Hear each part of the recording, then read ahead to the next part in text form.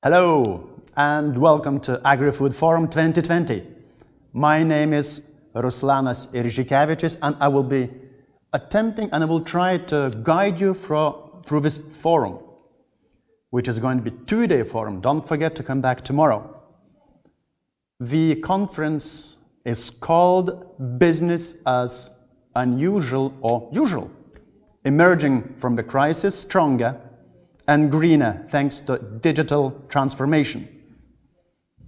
This is the second forum, and we're very, very proud to announce that most of you who came to see us last year returned, and we actually doubled number of participants this year. So this is a very, very good sign for all of us. Hence, first things first. Every great event have people behind it, and some great organizations which make the great things happen. And this forum is not exception. So I would like to mention and thank a few organizations that helped this forum to come to the light and helped us to be here together today and tomorrow, don't forget. So, the forum is organized by AgriFood Lithuania, a digital innovation hub that brings together major research, business, and public stakeholders in Lithuania. Also, the forum is organized by the European Parliament office in Lithuania. The forum partner is MITA, Agency for Science, Innovation and Technology of Lithuania.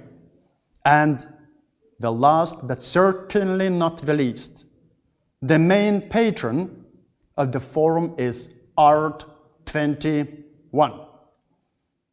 AgriFood Tech Innovation House. So, we have a lot of things to talk about. We have 14 different events. One thing what we don't have is time. So, I would like to start with welcoming speech. We're going to be 4 welcoming speeches. We're going to have 2 different panel discussions today. We're going to have a few presentations, and also we're going to have a award-winning ceremony.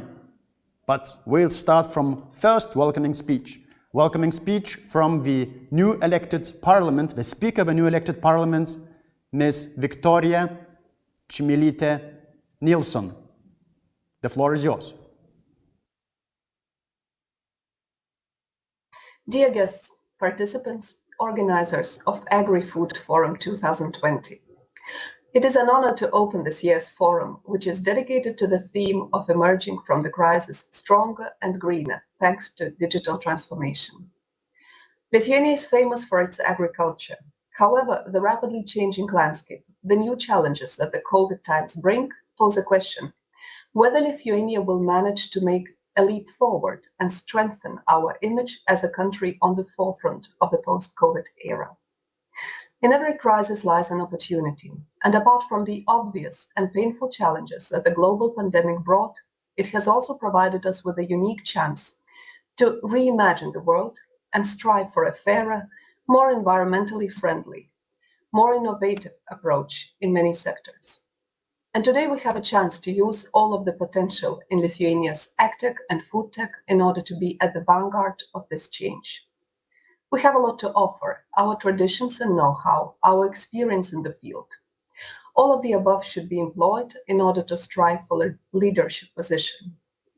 The EU Green Deal provides us with additional options, and the quicker we embrace and adopt these policies, the more chances we have to emerge on top. The Parliament of Lithuania, the new Seimas that has just started its term, will also have a significant role to play. We will put a lot of effort into keeping our focus on agriculture as an important field, but also sticking to an ambitious agenda, keeping our eyes open for new approaches in order to play our role in ensuring that Lithuania becomes a post-COVID era leader in the field of agriculture. I wish all of the participants of the forum fruitful discussions that will bring us closer to the common goal of employing cutting-edge technology in this field, securing safe food and preserving the environment for the many generations to come. Thank you, Victoria. Great welcoming speech. Next welcoming speech is going to come from Daiva Jakaitė, who is the head of European Parliament Liaison Office in Lithuania.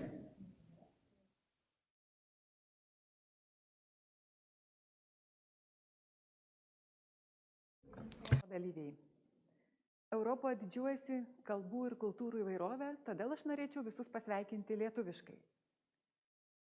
Čia šiandien mes Europe is proud of its variety of languages and cultures. Therefore, I will address you in Lithuanian. We will discuss in this forum today and tomorrow how agriculture and food sectors should develop in the future and what direction should we choose. The European Parliament has said on numerous occasions that the agriculture sector should be changing and reforming.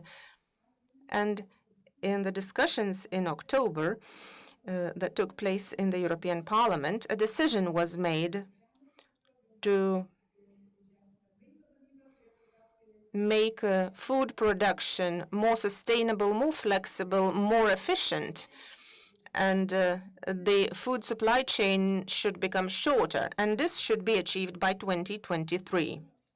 Even before, the European Parliament also took other decisions that encouraged the reduction of fertilizers in the production, reducing the use of antibiotics, and that encouraged to shorten the food supply chain in order to ensure that food reaches the table from the farm as quickly as possible. We also know that a large part of the EU budget is devoted to the CAP.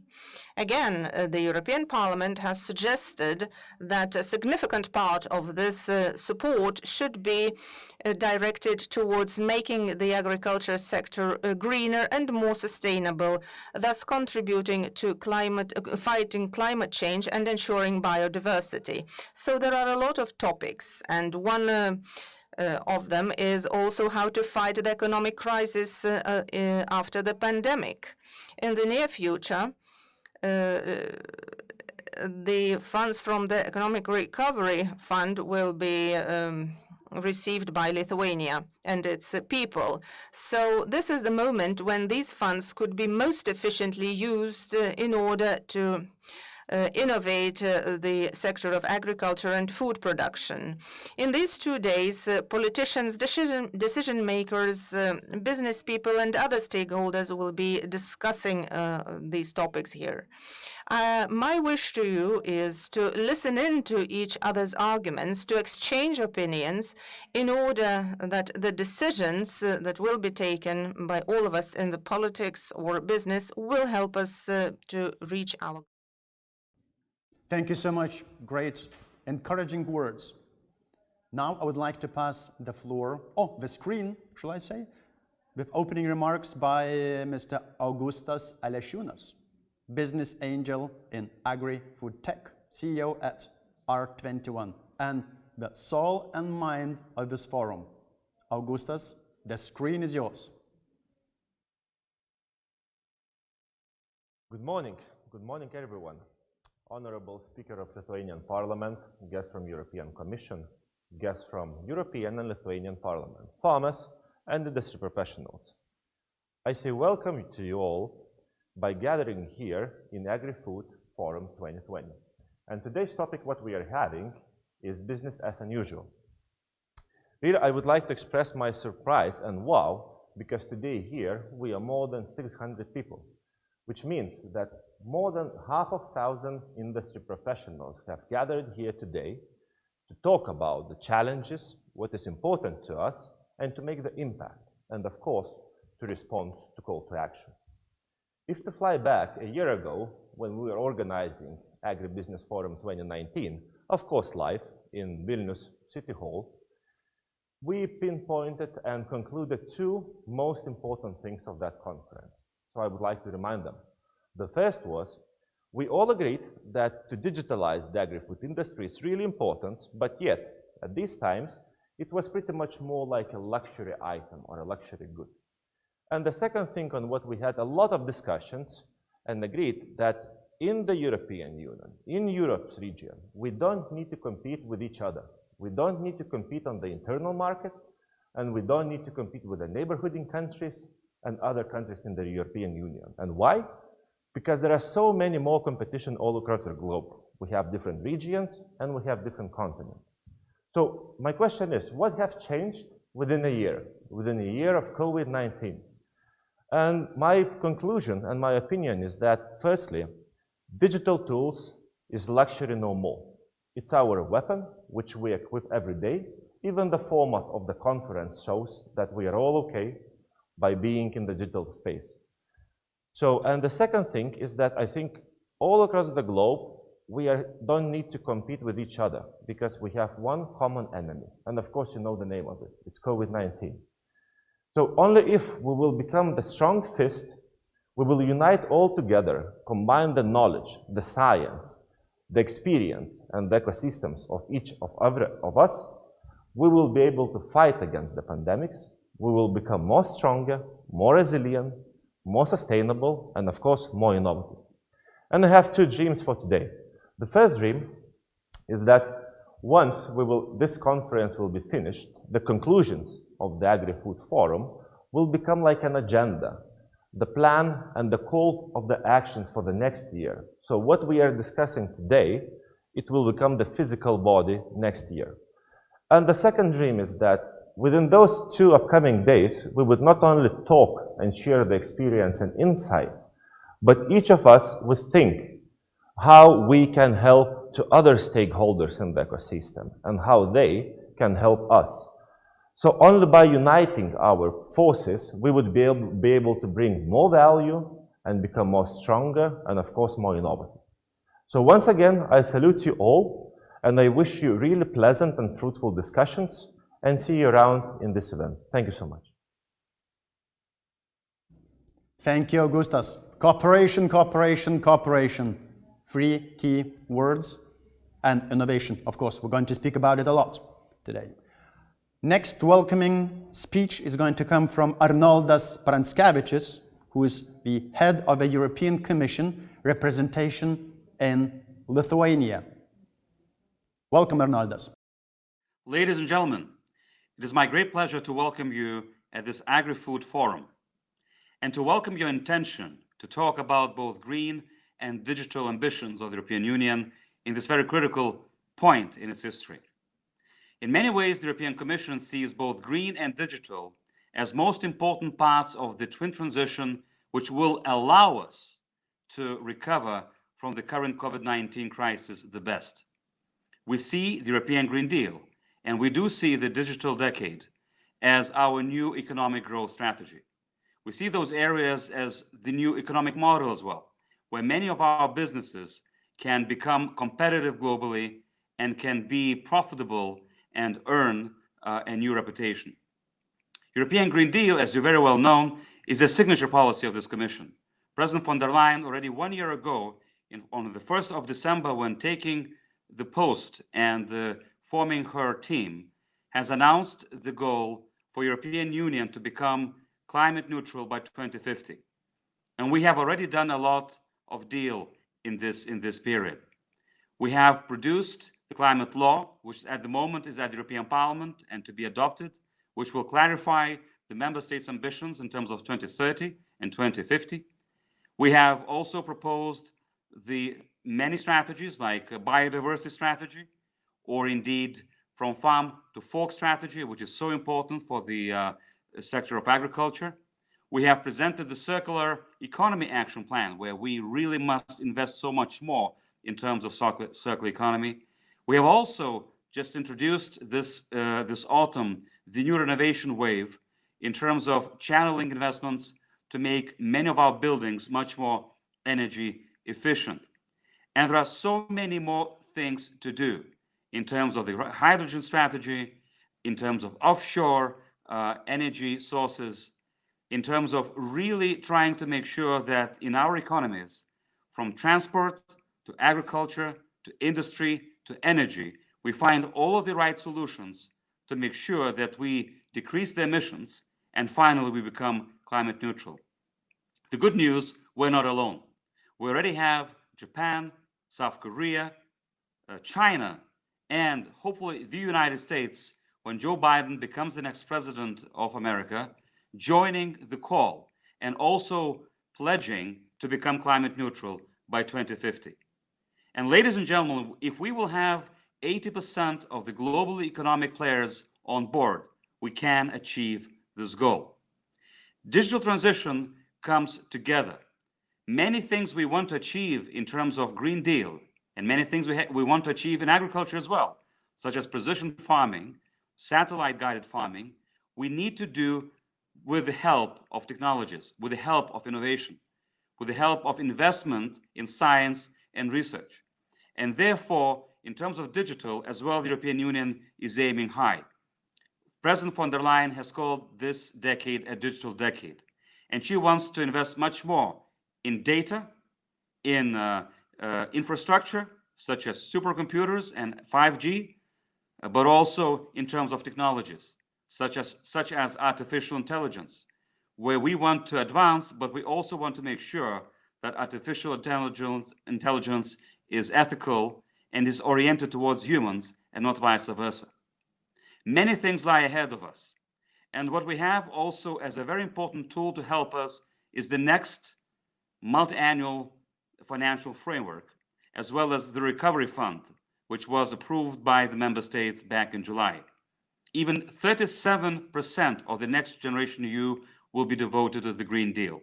Even 20% of this fund will have to be devoted to digital investments. So with that type of finance, I'm quite confident we will make sure to make a breakthrough and invest much more in ecological farming, much more in sustainable transport, much more in renewable energy, and much more in top-notch science and research, which will help European Union to become much more competitive globally vis-a-vis the United States, China, and other major players. So ladies and gentlemen, have a great conference today, and I hope that in your deliberations, you will also come up with many important ideas how individually and collectively we can all become more green, more digital, and yes, more resilient and more successful in the future. Thank you, Arnoldas. Once again, cooperation, cooperation, cooperation. We can do many more things better together. Thank you once again. Since we are with the European Commission, we will continue being with the European Commission. Before I pass the floor to another presenter, now is going to be a presentation, I would like to remind you that it is possible to ask the questions. You have to use the app, the one you're actually looking or watching the conference at. And please do ask the questions during the presentations, because if you're going to ask the questions afterwards, we will not be able to pass them. And if we're not going to pass them, or it will be not enough time to answer them, we promise we will try to answer them directly to you at some point after the conference, after the forum. Okay, that's sorted. So now we're going to be not speaking, but actually I'm going to be asking Ms. Blaga Valentinova Popova, who is European Commission Directorate General for the Internal Market, Industry, Entrepreneurship, and Small and Medium Enterprises. Hello, Blaga, how are you?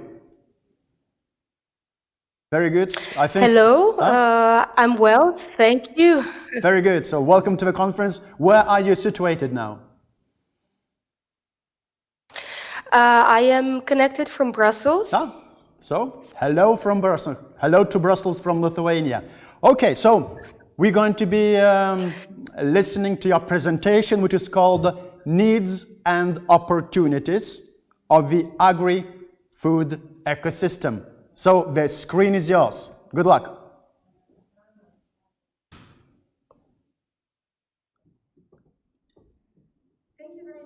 Ačiū. Sveiki visi, sveiki Lietuvai. Man tikrai didžiulė garbė ir malonumas kalbėti tokiai auditorijai.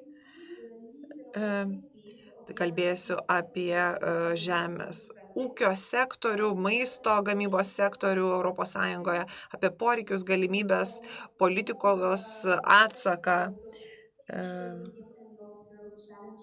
apie ilgalaikius iššūkius būtent šiai svarbiai ekosistemai. Taigi, kalbant apie šį sektorių, pakalbėsiu apie tai. Europos komisija yra išleidusi pramoninę strategiją ES 20 metais kovo mėnesį, kad galima būtų užtikrinti perėjimą Europos pramonės šakų, užtikrinti tvarumą ir galvoti apie pagrindinius aspektus, konkurencingumą, stiprinant ES vieningą rinką, taip pat užtikrinant skaitmenizaciją, paremiant mažas vidutinės įmonės, globalias perspektyvas ir kitus klausimus.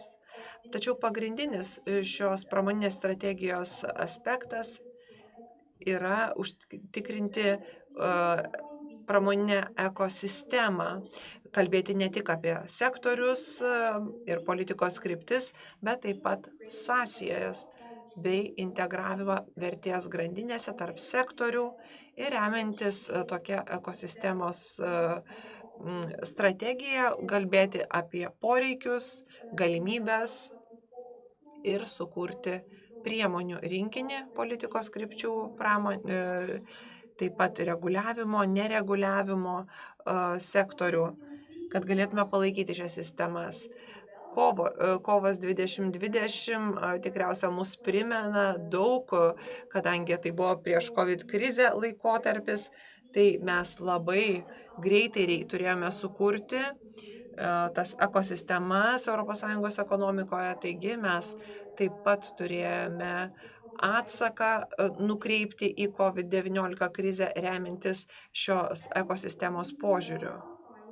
Mes taip pat pabrėžėme 14 skirtingų ekosistemų ir AgriFood arba žemės ūkio produktų ekosistema yra viena iš svarbiausių. Tai yra tai, kas yra arti mūsų vartotojų.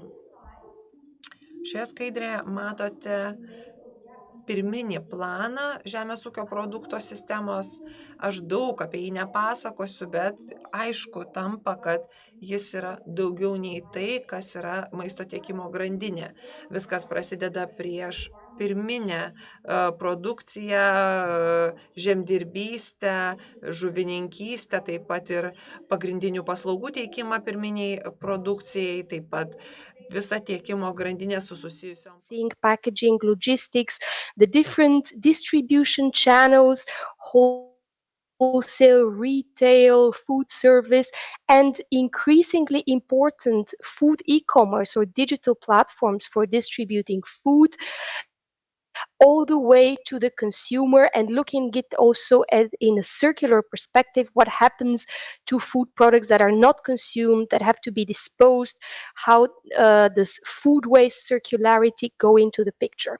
So this food supply chain again operates within an ecosystem as part of the rural and urban environment, and includes also a series of other, I would say, enabling actors such as the research and innovation community, extremely important, public bodies, business organizations, clusters, and so on and so forth. So this is just a brief snapshot of the way we see the full ecosystem.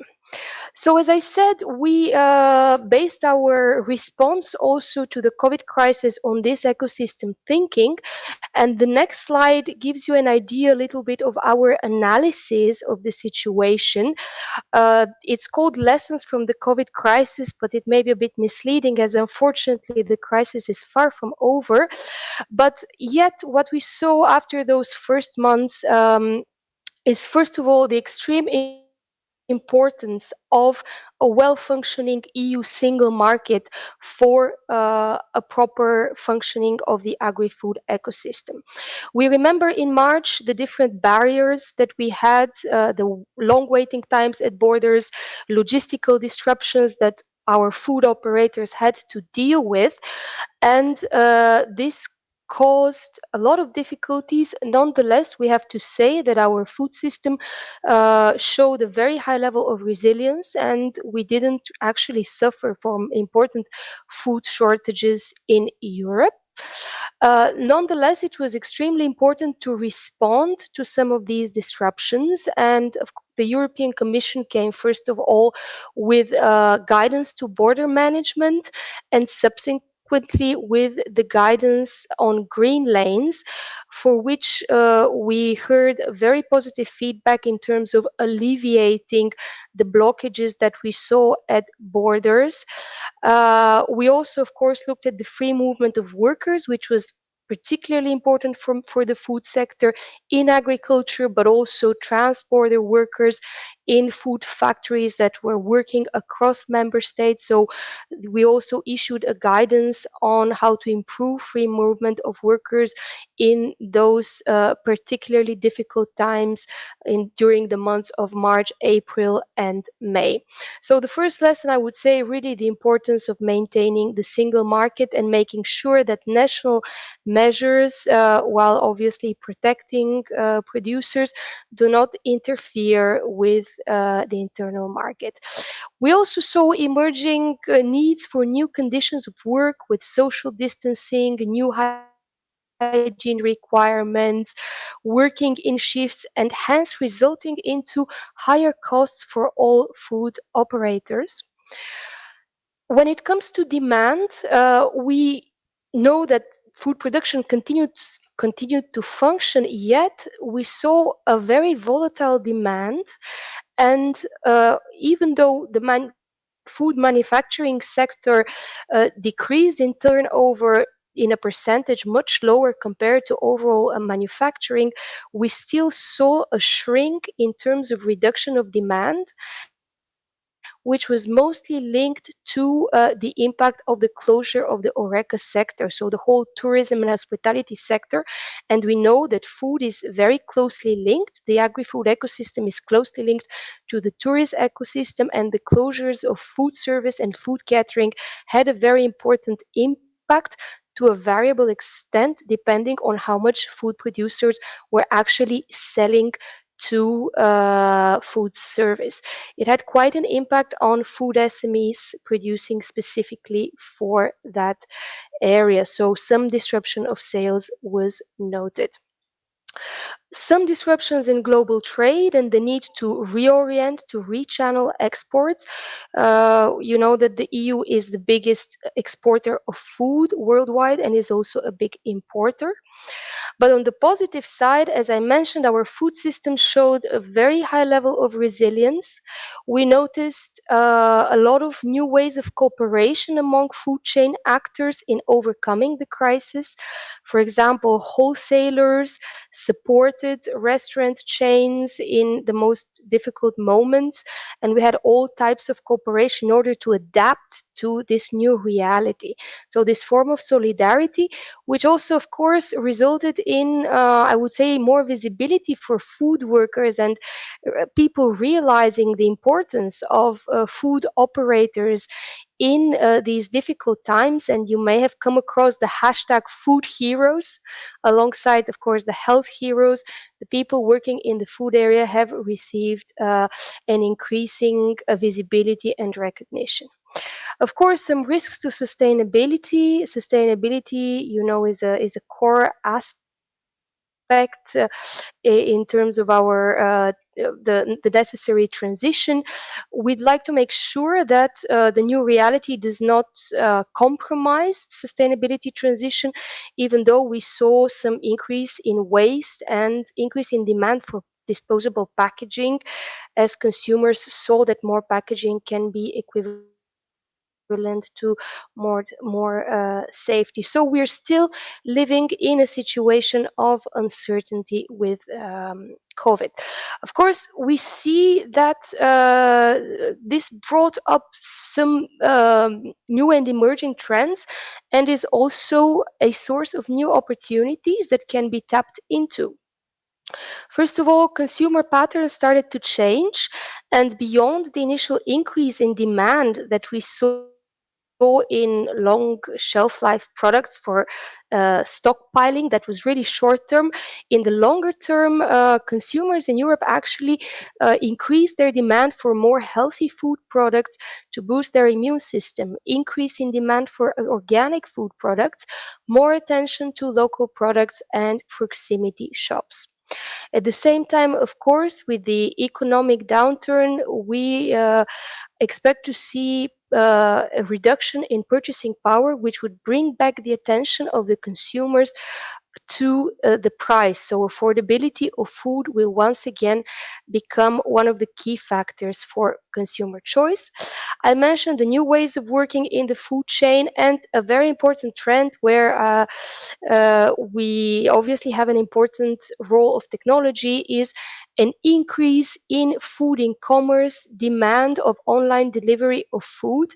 And we observed that those food operators and food retailers who already had their online channels in place during the crisis could really respond in a much swifter way and actually make use and create positive change and profit from online sales. And we think that this is really an aspect that will deserve more and more attention to make sure that food e-commerce develops in the right direction, also based on sustainability principles and enabling factors.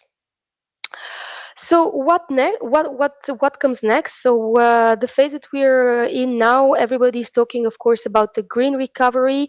I mentioned that looking at the crisis as an opportunity to change, to move perhaps swifter in the digital and sustainability transition, and this acceleration of what we call the inevitable trends that we see in many sectors is also evident in the agri-food sector, which can sometimes be considered more of a traditional sector, but we tend to disagree because there's also a lot of food innovation with a lot of potential to be tapped into. So the opportunities of digital, of these new ways of cooperation and new ways of interacting with consumers, where technology and innovation can definitely play a very important role. And I'm sure there will be very interesting discussions in this conference on these aspects. So, as mentioned, the EU has come up with quite a substantial policy and economic response for support for the recovery and resilience facility, the next generation EU package, and with the new budget. And now we're in the phase in which the member states are designing what we call national resilience and recovery plans, on the basis of which the facility resources will be spent. What is extremely important is, of course, that they are spent in the right way, and the recovery plans look at strategic sectors, and we'd like to obviously focus the attention also on the agri-food sector and the opportunities that we see there, because as part of these recovery plans, we're also looking for viable projects for the recovery. So it's important to look at all levels, all stakeholders together, at what are the best projects and the best ways to put the recovery resources into practice to achieve really the necessary impact. And here again, the role of innovation and technology, digital technology, is extremely important. I am conscious of time, so I will quickly go through the remaining 2-3 slides. Of course, we're not only looking at the short term, so linked to COVID, we're looking at the long-term challenges of the EU food system. And you see on this slide a little bit the main aspects from a sustainability perspective, the social aspects, which is linked to the need to move towards more healthy diets. And here the agri-food ecosystem clearly has a responsibility, because we have a high percentage of obesity also in the EU, food affordability, animal welfare, all aspects of environmental sustainability for food, and never to forget economic sustainability, to make sure we maintain business, job opportunities, and a just transition. On this basis, the Commission has also issued a farm to fork strategy. The objective of this strategy, it was issued in May, so in the middle of the crisis, also to show the commitment of the EU to reach the goal of this strategy, which is a truly sustainable food system in Europe, covering all aspects of sustainability, including also the international aspect and resilience. And this farm to fork strategy includes a series of actions covering the various actors in the food supply chain. So farmers, the actors in the middle of the supply chain, and also the consumer side for the shift to more sustainable diets. This is an example of the actions for the middle of the chain, because in my department we are focusing on the business side, internal market and industry. So I will not go through all these actions. You obviously have access to the strategy in case of interest.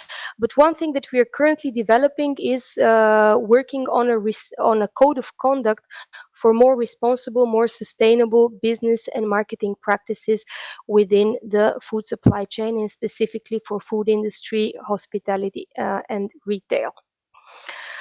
As a conclusion, we are confident, and I heard the word collective, I think already this morning. The transition requires a collective approach. We're all in it together, all actors in the food chain, citizens, consumers. Thank you very much. With this, I will conclude. Thanks a lot. Thank you so much for this really insightful presentation, and we would like to present our apologies for technical problems with the sound at the beginning of the presentation.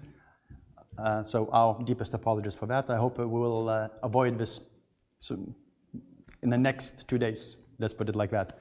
Blaga, thank you so much for that. And we already have a question from our audience. Mr. Richardas Sinkevičius is asking about the shorter food chain supply, and will it mean the lower prices for imported food and commodities?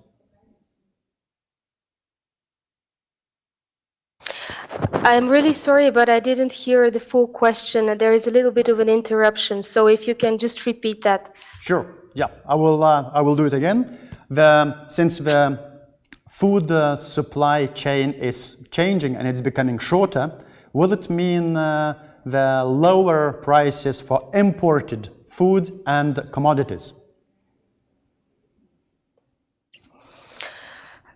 Well, I would say that this is definitely not our objective, and it's not part of our analysis. So I think we have to be careful to look into the paradigm of cheap food. So we have to really balance the need for affordable food. So this is the social aspect, as I said, becoming particularly important during the crisis, but also not compromising the new sustainability criteria. And the consumers are more and more demanding healthier and more sustainably produced food, which of course entails higher costs for farmers and food producers all along the supply chain. So we really have to find a balance between that. And as I said, when it comes to food imports, I imagine that's from outside of the EU. We have an international dimension of this farm to fork strategy, which will specifically look into how the principles of this strategy, which are sustainability principles, more sustainable farming, more sustainable processing, are also part of our dialogue with our trade partners. So we do not have kind of a price dumping. So it's a very relevant but also very complicated question for which we have to find a balanced response. Okay, thank you so much for your time, for your presentation, and all the best in Brussels. Keep safe and healthy. Thank you so much. And I would like to... Thank you. Thank you. Once again, European Commission is holding the floor here in the forum for the time being, and I would like to invite Mr. Antonio Novo Guerrero, who is the president of European Clusters Alliance and Clusters.ec, member of the European Commission expert group on clusters. And the presentation is going to be called Cluster Impact on Making Agri-Food Value Chains More Resilient. Excellent. Antonio, can you hear me? Thank you. Thank you very much. I need to say first, thank you also to the organizations. I'm really glad to meet on this event near just 1 year before being there in Vilnius on beginning past December. So this is a different format, but I am really happy to join you. About the my speech, I will link with the ending of Blaga's one. We were speaking, or she spoke about collaboration, about the collective efforts, okay? And this is what we are going to discuss now. Okay, the European Cluster Alliance, I need to say that is a private association. We are composed by 15 national association of clusters, joining something like 800 clusters across Europe with representatives from other countries. And that means that we are joining something like 140 or 50,000 of our most innovative businesses, and many universities, research centers, and public institutions. Just for the audience, just to clarify concepts, okay? Clusters, when we speak about cluster, we speak about the geographic concentration of industries.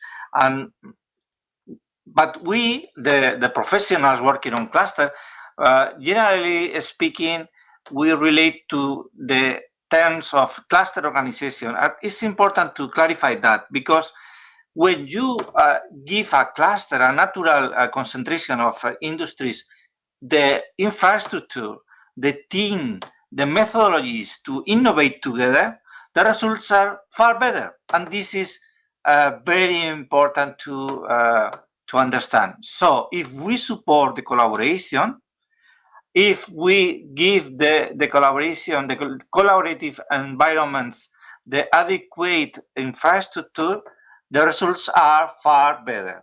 And this is what we have been doing for many years, okay? But it has been very clear during the crisis, during this year, okay? So for your information, what we did from the cluster community. Beginning March, we offer our full capacities to the European Commission in order to help wherever we could in the fight against the effects of the COVID crisis. And we were at the beginning very involved in the most urgent points, okay? So we were speaking out for sure food and the problems on your supply chain. We were involved on respirators, advanced textile for masks, and so on. But after that, just the first wave, we have been keeping analyzing what can we do in the different industrial ecosystems, and detecting problems, suggesting solutions, and wherever possible, making them directly, implementing directly from our own resources the best possible solutions for the problems, okay? And now we are working on the support and suggestion of projects for the recovery plans. And this is what is going to be about my presentation, okay? One important concept that the crisis has made very clear for everybody, I think, is that we cannot analyze isolated value chains or ecosystem, if you want, okay? In our current economy, everything is connected. And if you disturb the education system, you have big problems with the rest of them, okay? Or the logistic one, or the food, okay? So we need to study and implement action in co-evolving ecosystem. And on those co-evolving ecosystems, there are keystone agents that are those agents that are connecting different ecosystems and that make them more flexible, more able to better react, okay? And there are different keystone agents for sure, but clusters are one of them. Clusters are, in fact, one of the most important of them, okay? And this is related with the topic of my speech, resilience, okay?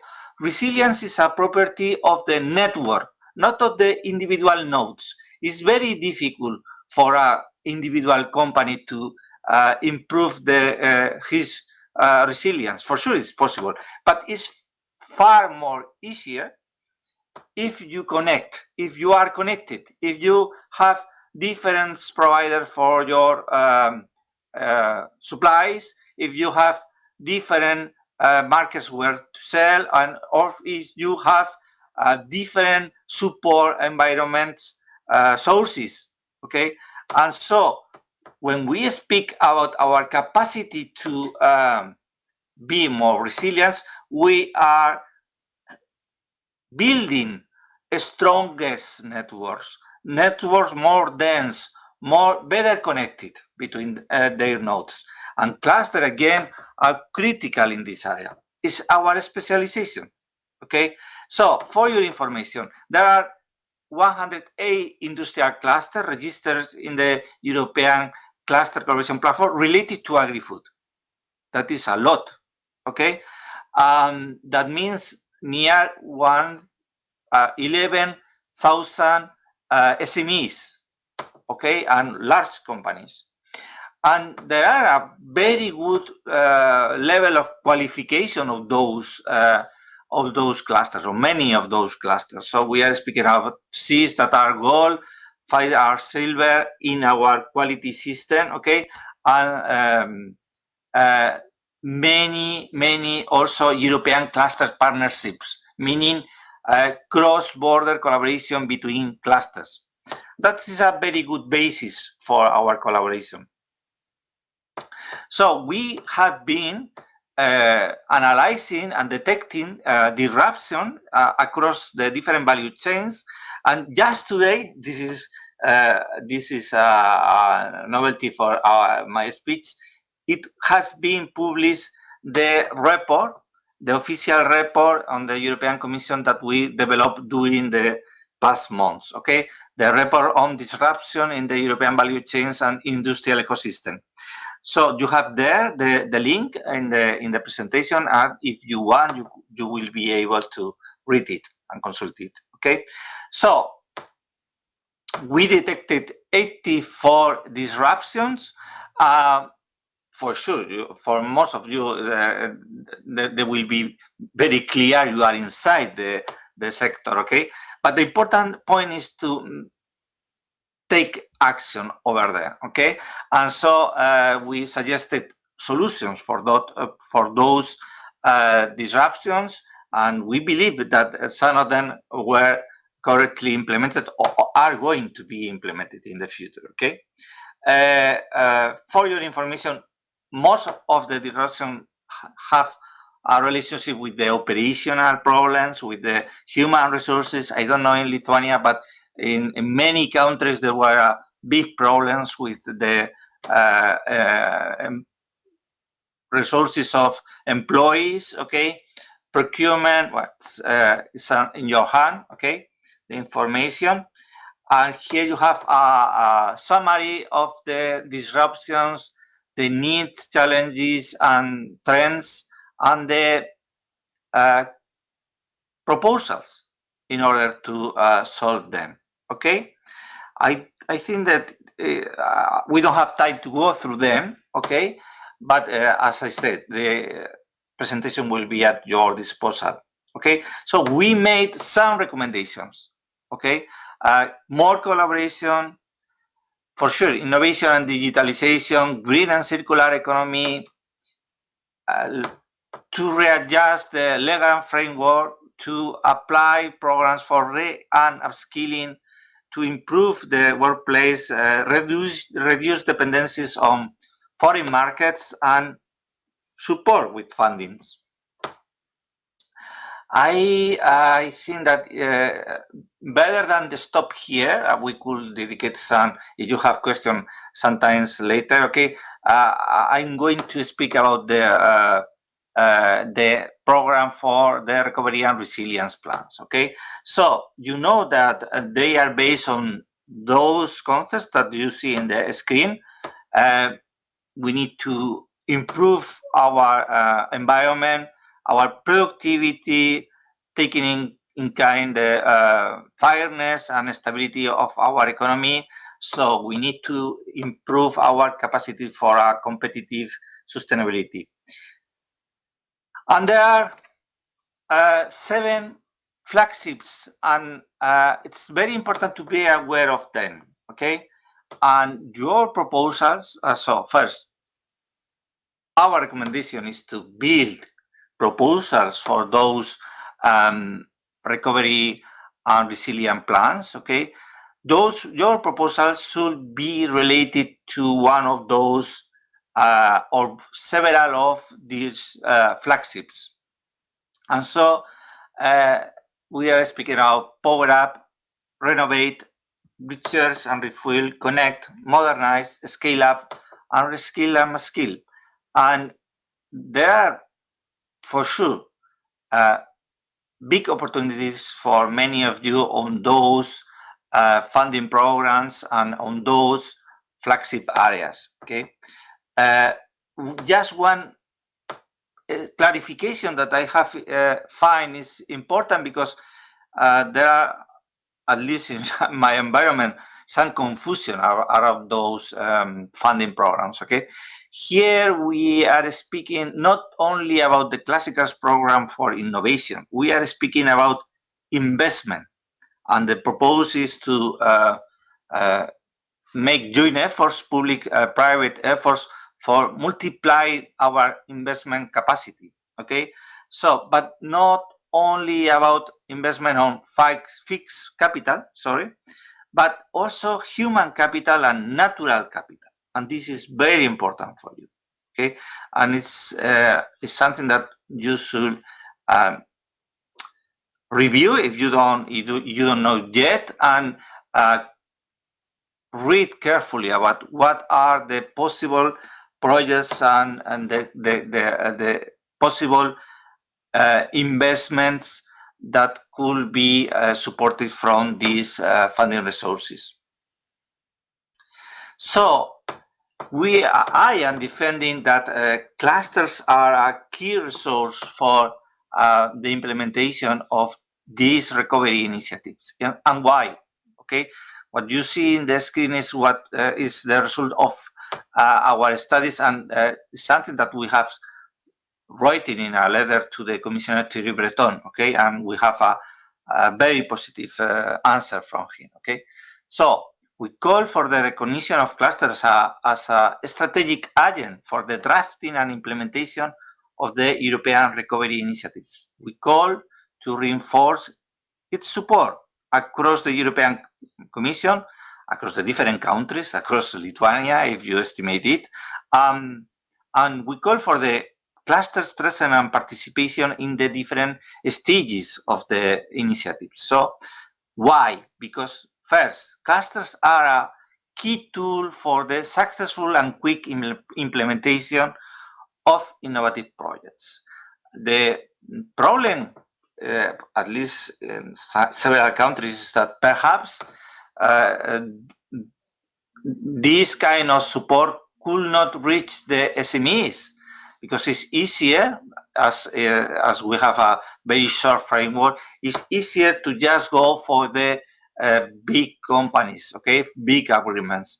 And cluster, we are specialized on just involving in the same projects, in the same actions, both SMEs connected with large companies with the full ecosystem, meaning universities or research centers. So if we want to, for this funding to really reach for the SMEs and bridge them with the leading companies, we could or we should use clusters. And there are very, very efficient and well tested models for it. Okay, we could give one example with the cascade funding of the INOSU 1 projects, where clusters that are one international coalition of clusters, or it could be at country level, regional level, cluster as specialists on their ecosystem and as very well connected to the reality and needs can mentorize, organize, follow the different projects of the SMEs, aligning them with their official priorities and with the market interests. Okay. The second reason is that clusters can help to properly allocate the funding for economic value creation, and this is related with the real knowledge about what is happening in the market or in the industry. Okay, and this capacity to have a real-time information at the end is results in savings of resources and saving knowledge, good practice and expertise. Okay, we have demonstrated that we can be strong and resilient partners. I have been explaining it before. I don't need to stop here, but it's something that is very well perceived from the European Commission and many other governments levels. Okay, we bring valuable knowledge to the drafting of the recovery plans, and that is important. There are many references by now on Europe. You have 3 in the slide, 7 clusters led by the Association of Pôles de Compétitivité in France, submitted a strong number of recommendations to the French plan, and they were integrated in it. And they are helping not only in the drafting, but also they will help in the development of these plans. Okay. In Flanders, Belgium, the regional government convocate the clusters, and they have been participating very actively in the designing of the recovery plans. And here in Spain, we have signed one agreement with a common agreement with the network of technological centers, the network of technological parks, the business incubators network, and the main ICT association. And the 5 of us together have presented a global plan to the Spanish government, and we are negotiating, and it looks like we will be a strong part of the not only the drafting but also the development of the projects at the maximum level. And this is for now all that I have to share with you. Thank you very much. Thank you so much for encouraging, shall I say, presentation, because as Mr. Alexiunas, Augustas Alexiunas said, that collaboration is very, very important. And I would like to ask, since the clusters in Lithuania and maybe in this region are still not doesn't play, or not very important, or they don't play a big part in our thinking, in our economy. What is the best example for Lithuania as a small country to follow in the European Union? What are the most advanced cluster culture, shall I say, in Europe? Where shall we look at? Thank you. I need to say that the Lithuanian cluster are very active in our European Cluster Association. In fact, you are part of our board of directors. The EDURUS is part of our board of directors. If you ask for references, fortunately, we have many references of excellent clusters across Europe. And in the agri-food industry, for example, you have a good reference on Romania, okay, and for sure in the south countries, in Catalonia, in Italy. There are fortunately many good references.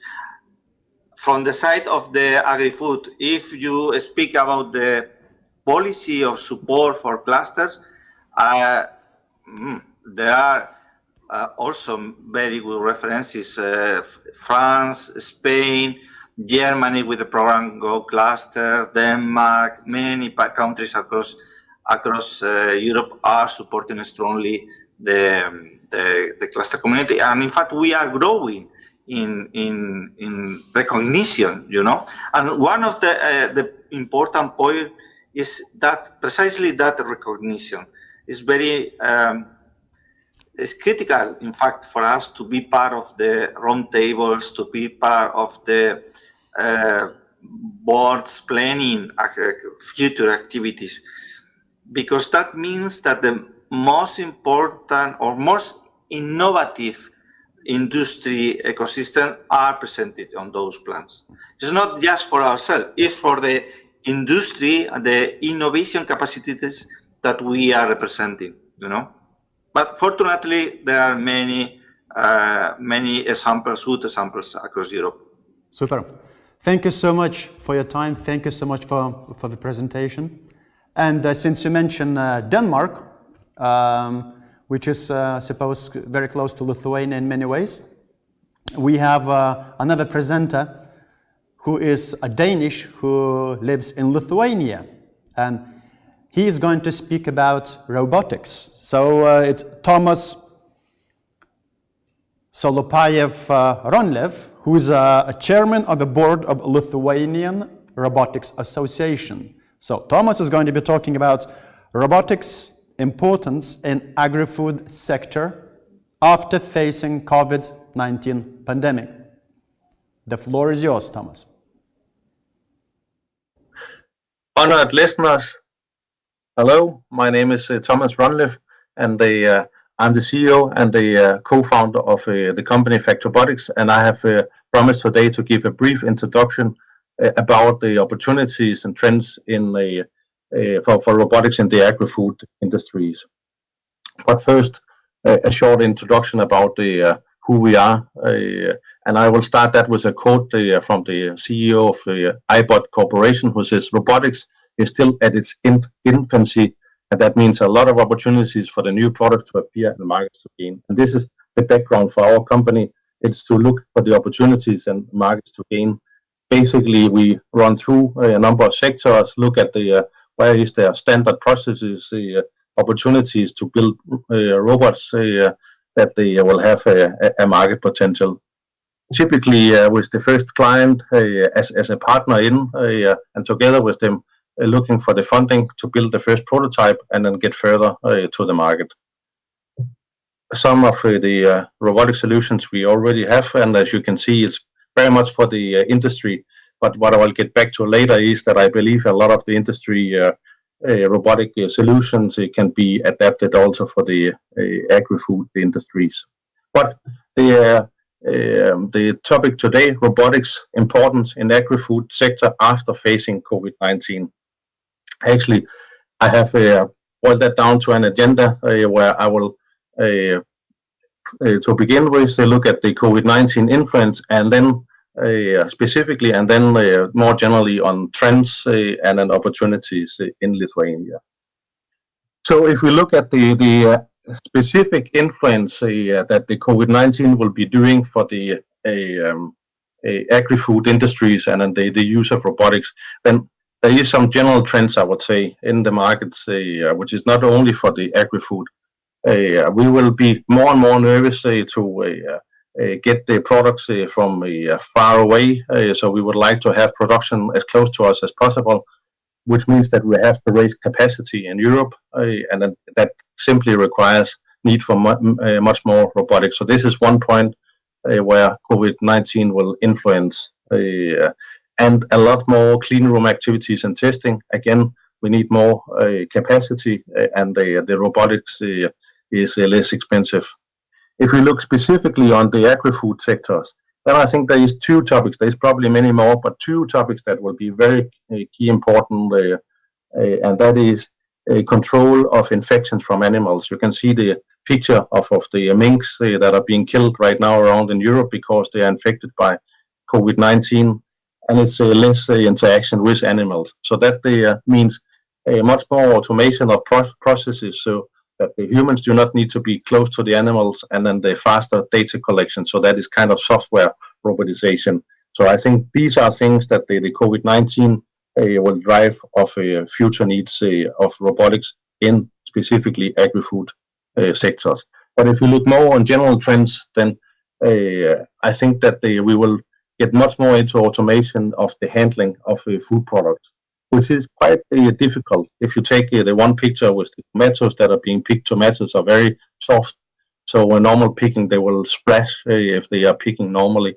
And if you have the slaughtery where you have the meat that is, different, one piece from the other, a little soft and then moving around. So that they require special group of sensors, recognition systems, that I think that is what we are going to build for the agri-food sectors in these years. It's also about mobility, and there we're not talking about these large self-driving tractors that people have in mind. That is not for Europe. We don't have fields that are big enough for that. It's more small self-driving solutions like this farm droid solution on the right, and it's a lot of internal logistics inside of the farms and the food companies. We see that generally in the industry that it's growing with at least 30% a year. So I think that is also something that we are going to see much more of in the agri-food industries. It's also about data collection.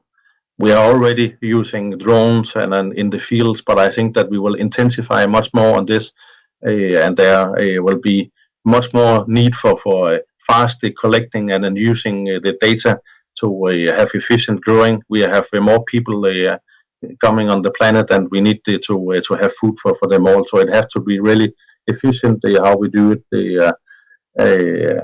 Another thing is the feeding for the animals. How do we optimize on, and how do we collect data on the mixing and what we mix, and then what is the results? Here's the chickens. So will they be putting more eggs? If it's the cows, will they give more milk if we do this or if we do that? So that we are optimizing on the output of the mixing and then what we get out of the animals. It's also adaptation from traditional industries. This is where professional robotics started more than 50 years ago. And in the traditional industries, we look very much on what is happening in automotive industries because they are the trendsetters. And how do we adapt? I think the same thing will happen here. We will look at solutions in the industries and find out how do we adapt these solutions to the agri-food. That can be special intralogistic solutions like the cable robot you see on the left. It's a cobots, so that is robots where it's easy for humans and robots to work together. It's kind of special lab solutions that is already tried out in the more traditional industries. We will put that over in the agri-food and more. If we then get to Lithuania, I think that we can say that in Lithuania, we are still at an early stage of adapting robotics in the agri-food industries. It's some simple handling robots inside the food production companies, automatic vegetable sorters, automatic data collection out on the tractors, etc., and some milking robots. Quite basic. We have robots. It is there, but it's quite basic at the moment. But at the same time, we see a number of small tech companies with ideas and solutions for the agri-food industries with competencies in robotics, laser, software recognition, biotech, and more, which are coming with the right ideas, but which are needing a home market in order they could grow faster. If you cannot test your things out in the home market, then it becomes more complicated to get to the market, and then from the idea and to the market and to scaling, it takes a much longer time. But luckily, Lithuania has significant agri-food sectors, so it would be possible to build a home market for these tech companies. But we need to develop a few lighthouse examples, companies that would be doing robotizing and digitizing beyond cutting edge. And so my suggestion would be that we should go out and identify a few Lithuanian, or maybe even attracting also a few foreign companies to come to Lithuania in this agri-food sector, and then they bring in some cutting edge knowledge. And they, from the governmental side, they develop a special motivation package for these companies to really robotize and digitize their companies and be models for the rest of the sector, to be front runners, to be models in the way that all the rest of the companies will look at what they have been doing, and they will get started also adapting. And then for that, and in that way will generate also a much bigger home market for the tech industry, so that at the end we both have a growing tech industry that can go to the world market. We also have the users that will adapt the solutions, so that we have an agri-food sector with a lot of traditions in Lithuania that will go to agri-food sector at the time. I hope that you will have a very good event, and thank you very much for listening. Thank you, Thomas. I have to say that you mentioned that Lithuania is Lithuanian agricultural sector is quite slow in implementing robotics, but Lithuanians, they have such a quality. We're quite slow in adopting things, but when we adopt them, you can't really catch us up, you know. So I hope it's going to be the case for robotics in agri-food sector also. So our next speaker is our great friend Maria-Lisa Morris. She's a director of EIT Food CLC Northeast. And Maria today is going to be speaking about EIT Food fight against COVID-19, how digital innovations help to make us stronger. The floor is yours, Maria. Okay. I hope that you can hear me. I hear that this is anyway the biggest question in the whole Europe for the 2020. Everyone is all the time asking, can you hear me? And first of all, I'm so pleased to be here today, and I would like to try a little bit my Lithuanian language, improved, hopefully, language skills, which is Laba diena, ponios ir ponia. So I hope that I didn't mispronounce too badly. Indeed, within EIT Food, we have been also hoping that to be a partner in these times of a crisis is obviously one of the tasks that we keep very close to our heart within EIT Food. And I have to say that back in March 2020, when this whole COVID situation started, we sort of obviously didn't know, and we still don't know exactly where this pandemic will develop and what might be the precautions in our lives, in country economies, of course, and for EU as a whole. At the moment, we are at the end of November almost, and we may observe, of course, the second wave hitting hard, and partial lockdowns being imposed in various countries. And of course, this is also one of the reasons why we are doing this online. Well, despite the very tough times and negative consequences of COVID-19 on various sectors of the economy, we believe that there is also space to discuss the opportunities, which this disruptive situation really reveals. I know we are here obviously to talk about digitalization, and that is certainly not the least, let's say, forward-looking innovation that everyone is focusing on and trying to find ways of overcoming all these challenges related to COVID-19, but also maybe to see that how can we accelerate through a digitalization, let's say, certain number of things that we need to do. And then we can talk obviously about sustainability, higher traceability of food products. And of course, these are also very much on the focus on the digitalization.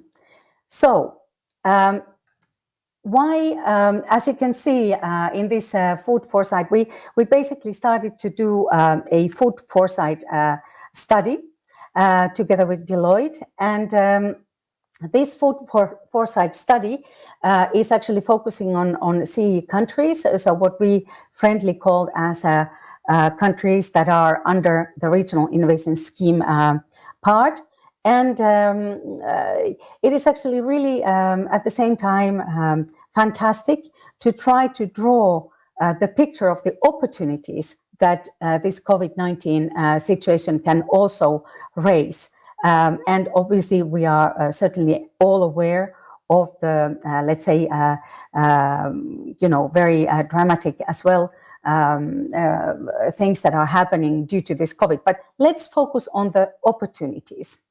So then on this kind of like after this we are conducting this study, we could kind of like see 4 kind of scenarios, and 2 of them are rather extreme.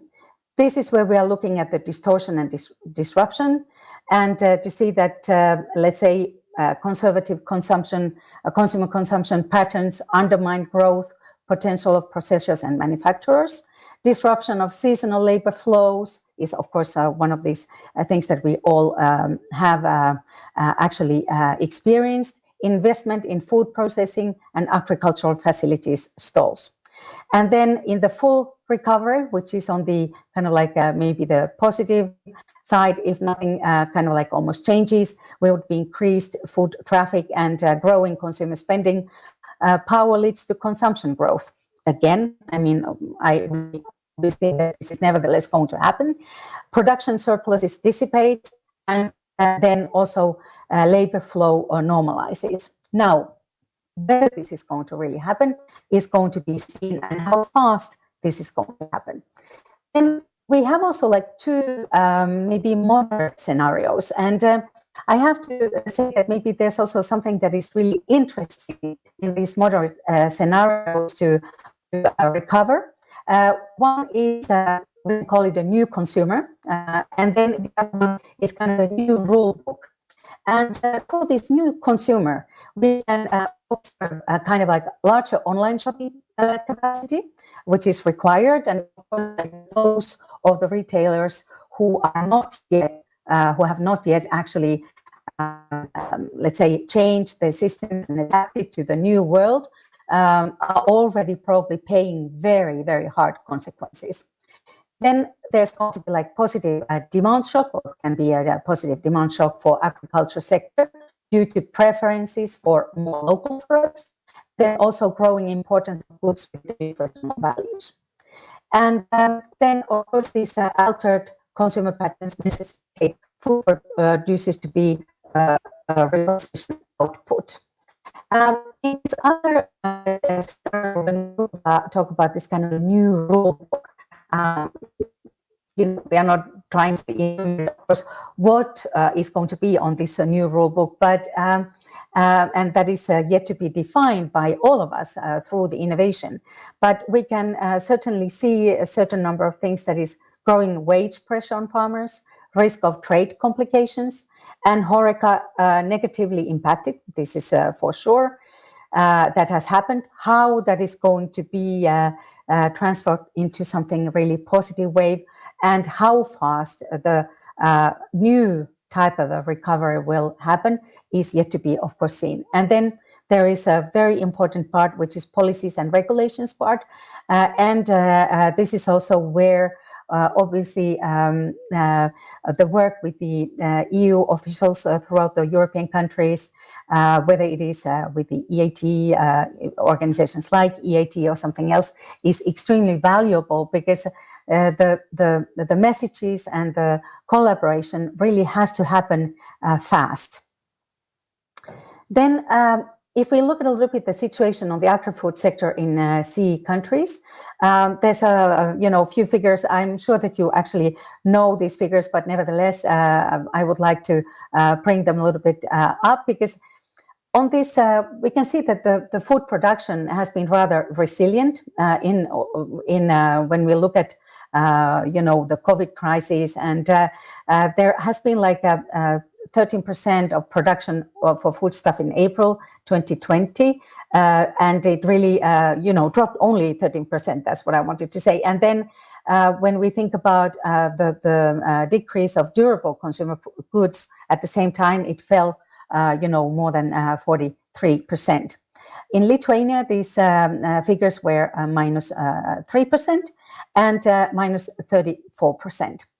So this is really kind of like interesting as well to see what is happening. Nevertheless, when we look at the stable retail sale for food, it actually retail sales for food, beverages and tobacco proved more resilient than non-food retail trade.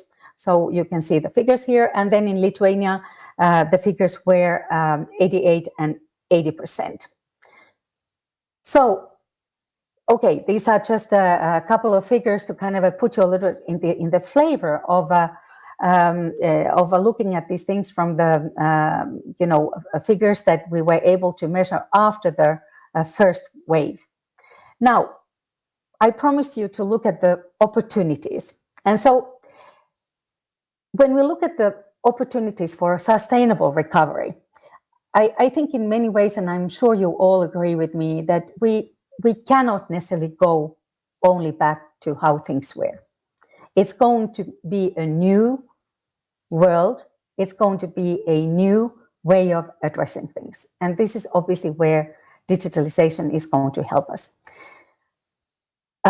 In this slide, you can see we have divided it, of course, in kind of like 3 different areas that are very important for our agri-food sector. There's agriculture, food processing, retailers, restaurants, and consumers. And in this slide, and what we try to express here is that when you look at the kind of this potential new customer, more direct contact with consumers, economic of scale, and these are probably the areas where it's not only like putting pressure on agriculture, and but also like for the whole agri-food sector to see that how we can transform these things. We also talk about our opportunities for local suppliers. So where are we producing, where are we consuming? Then innovations in the production process to increase resource efficiency and lower environmental impact. And of course, we also know at the same time that the pressure for the environmental area is like huge. And we also all know that we kind of need to change the way how we are going to do things in order to, let's say, look at the environmental areas with the, let's say, reduction of the gas emissions and zero carbon focus as well. We need to also maybe rethink about effective transport solutions and also to establish self-sufficient, let's say, country and region, let's say, supplies. We have to also think about more informed consumer choices. And this is probably one of those things as well that is going to accelerate really tremendously now after the COVID crisis. We need to also think about higher interest in local retailers and markets. And this is where as well consumers have reacted during the COVID. They say, we want to support our local retailers. We want to support our local food markets. And I'm sure that you have experienced this one as well in your respective countries. We also see a growing interest in specialized stores and local restaurants. And then this fact that, the opportunity for digitalization is at the end, but it is actually applying for all these aspects. And then I know that our friends, for example, in R21 are very much focusing on this area and has been basically supporting a lot situation in Lithuania, and we know that Lithuania is actually extremely, let's say, advanced already in the digitalization of agri-food area.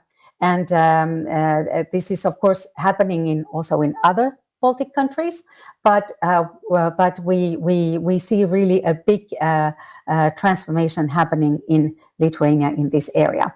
So this is kind of like probably very, let's say, obvious what we have listed here in terms of where the opportunities again can lie on the digital environment.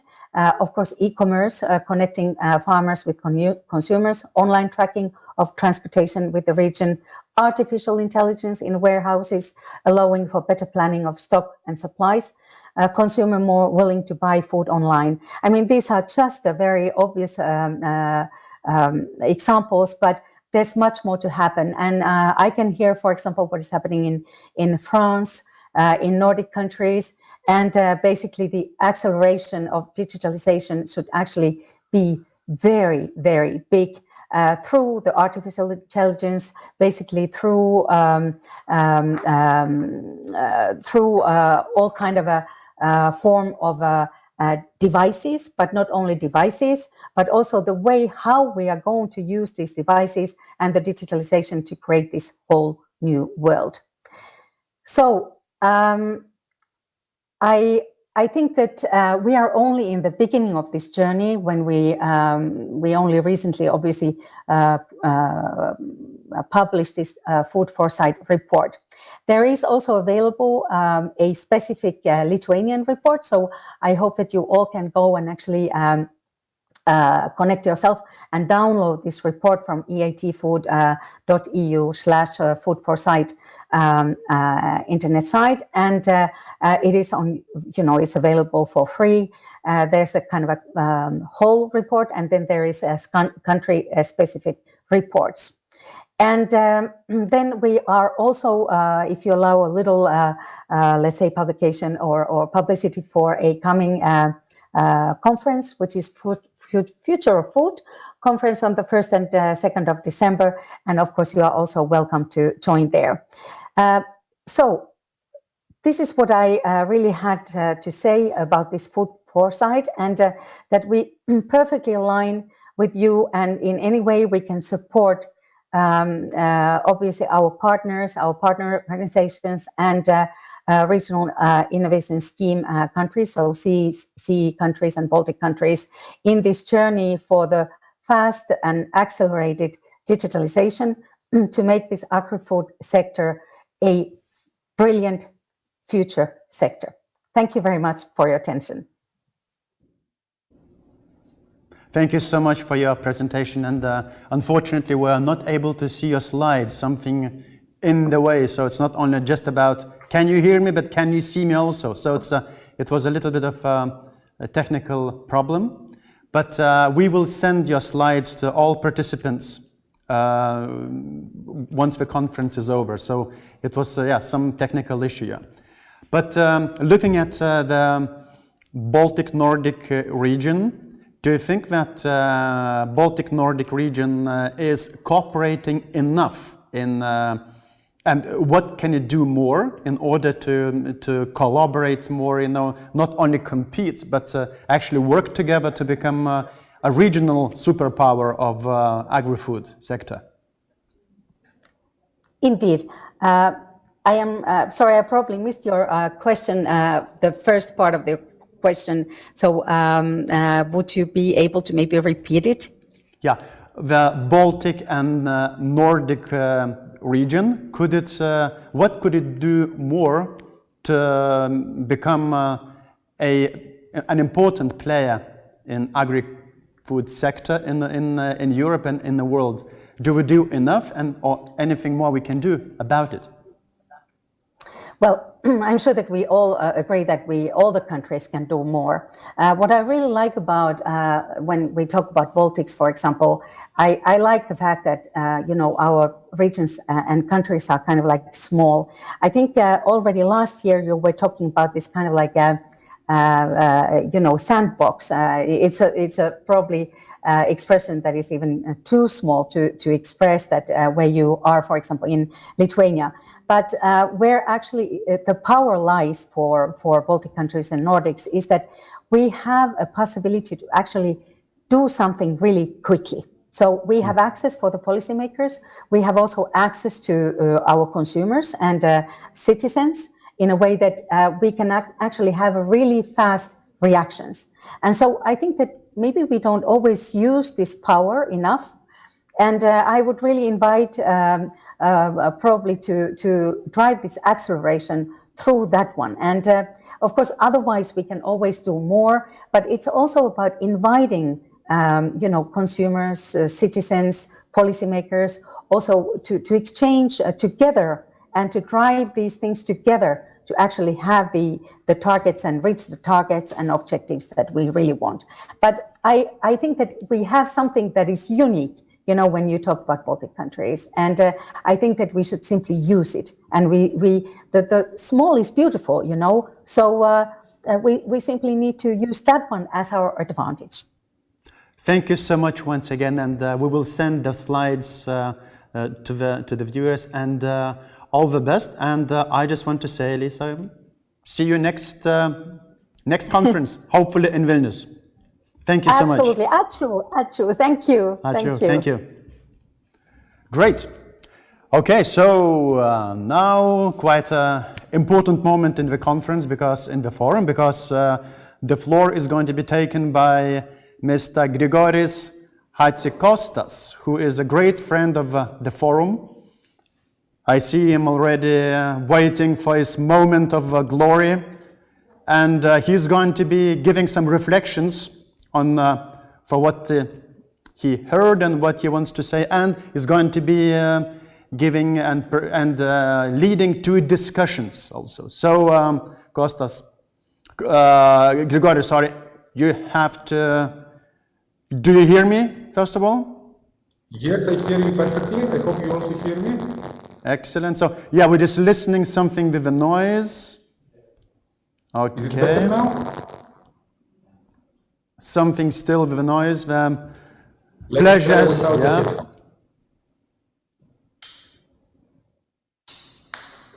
Is it better now? It is better now, yes.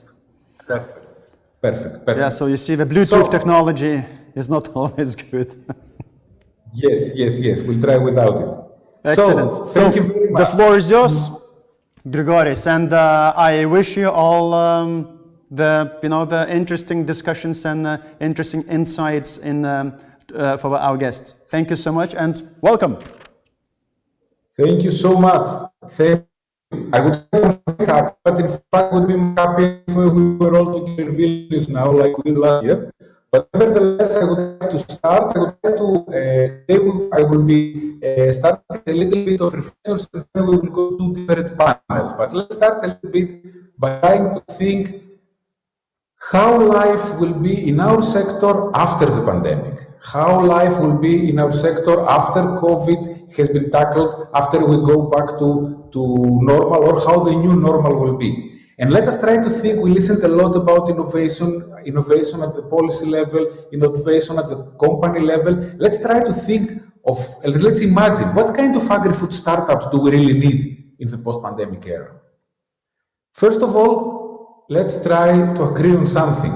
The post-pandemic world will not be like it was before. We're not going back to the old normal. We have the unique opportunity as Europe, but also as a global society, to build a new normal. We have a unique opportunity to correct things that we don't like from our own small perspective, from our own way of doing things and professional position, to change and correct things towards better. It's true, we've listened before that the food systems have been hit hard. We noticed that the business models along the entire value chain, from selling the food, the HoReCa sector, the restaurants, but also from the very beginning, even when harvesting, when processing the food, when preparing, when producing the wine, all these business models rely on a common denominator. This is people coming together. And this emphatically reminds us the social function and the social value of our sector. And these values have been attacked during the pandemic, and this is now a good opportunity to try to fix things and make things better. Because, let's admit it, our food systems have not been perfect before. We have lots of people and lots of scholars agreeing that our food systems are broken. They're broken, why? Because the true food costs are not reflected in the current food prices. Because farmers cannot afford to be sustainable. We very often say that you cannot ask a farmer to go green when his accounts are on red. So we need to fix our food systems, and possibly this crisis, this pandemic is an opportunity for us to try to think in a different way and try to fix our systems. And yes, technologies can help, but we need to have realistic expectations here. Some sectors are indeed more automated than others. For example, the fact that we don't have hunger problems is very much because the sector of staple crops, the sector of arable crops is very much automated, and it was able not to have bottlenecks. But on the other hand, despite the huge efforts of scientists, the robotic fruit pickers are not ready yet. We have prototypes, we have experimental technologies, but it's not that we can deploy robots as of tomorrow or in the next cultivation season all over Europe to collect our fruit and vegetables. Not to mention that farmers cannot really afford these costs. These are expensive technologies, and the European farmers, particularly the smallholders, are being constantly under pressure, particularly during these tough times. So what do we need? We need new technologies, we need better technologies, we need more affordable technologies, and we need technologies that the farmers would like to use. And who will create those technologies? Startups. Why startups? I like to use this example since we're talking about AgriFood, that the startup is an environment that is an innovation pressure cooker. It can speed up, it can accelerate the rates of development and adoption of innovation at amazing speed. And if executed in the right way, they can bring huge returns to investors, but also non-fiscal in society, in terms of education, in terms of impact, of social impact. So, by starting like that, we need to recognize the role of startups all over the technological environment, but also in the agri-food sector as well. But is everything about startups currently really works well? Let's see. People became excited about startups. So in around 2013, the term unicorn became extremely fashionable. Everybody was looking for unicorns. Unicorns are those companies that were able to exceed the valuation of $1 billion. And how do they do that? Well, by sacrificing sometimes. The fast growth at all costs and this motto of Silicon Valley, like move fast and break things, has lots of externalities. These business models of exponential growth and neglecting the societal impact of the growth sometimes bring results that are not exactly what we're aiming for. Look at this, for example. This is a unicorn, WeWork. This company really grew very fast. Some people say that in order to grow so fast, it had to cannibalize the market. And in order to cannibalize the market, the founder had an amazing talent in convincing investors to put money on his idea. But what happened in 2019? The valuation of this unicorn dropped from 47 billion to 10 billion in only 1 month. Can you imagine the amount of resources wasted due to this process? So yes, startups, yes, growth, yes, but under some kind of understanding of the social context. And here we go. This entrepreneur, Jennifer Brandel, she came up with the Zebra Manifesto. What is the Zebra Manifesto about? We are talking about companies which are both black and white. They are profitable, but they are meant to improve society, and they are not ready to sacrifice one for the other. In the post-pandemic world, we would need companies that are able to generate, of course, sustainable profits for the investors and the founders, but at reasonable speed, that secures that society goes along and secures that society doesn't bear the externalities that this type of entrepreneurial activity causes. And let's talk about capital a little bit. Startup Genome calculates that 41% of the global startups have less than 3 months of cash now during the pandemic, because the rounds are getting smaller, the investors are more reluctant, the things are slowing down and people are in a waiting position. So what is going on here? Are those startups going to survive? And do we really need this type of startups that can only survive as long as they burn lots of money from investors? Let's look at another thought leader now here, Alexander Lazarov. He's talking about the camel model of startups. So these are startups that can capitalize on the opportunity, but they can also survive in a drought. They can also survive in the times where investors are not so eager to put their hand in the pocket. These are scalable, successful businesses, but built without the cushion of easy venture money. So built in more sustainable bases, built in more solid bases. Where are we aiming for with this? Where are we planning to go? It's absolutely necessary in the future to bring startups, those startups, the camels and the zebras, closer to the rural communities. We need to craft the rural communities with a hacker ethic. We also need to reimagine our cities. I'm presenting here the example of the new farm building. It used to be in the Netherlands, in Hague. It used to be a factory for chips, and then turned into an innovation hub for food production. We need to think of our cities as digital innovation hubs, and we need to reclaim our food even in urban centers. So, to sum up, we are coming into a new era. After the pandemic, we need to go back to the basics. Here, Mark Andreessen, one of the iconic investors, this explains how the new world will look like. We all need to focus on building things. It's not about the hype. It's not about the big rounds. It's not about burning the money of investors. It's about building things. It's about helping other people to build things, or teaching other people to build things, or taking care of people who are building things. It's about building our common future on more fair and sustainable basis.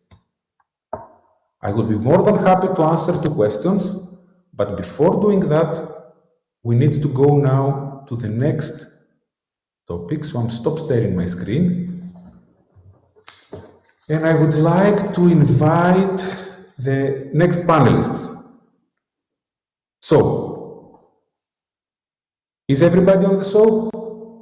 Mr. Kokalis, Mr. Olekas, welcome, welcome, welcome. Very nice to meet you. Thank you very much for being here. Let me give a brief introduction. So, the topic of this next panel is about policy making.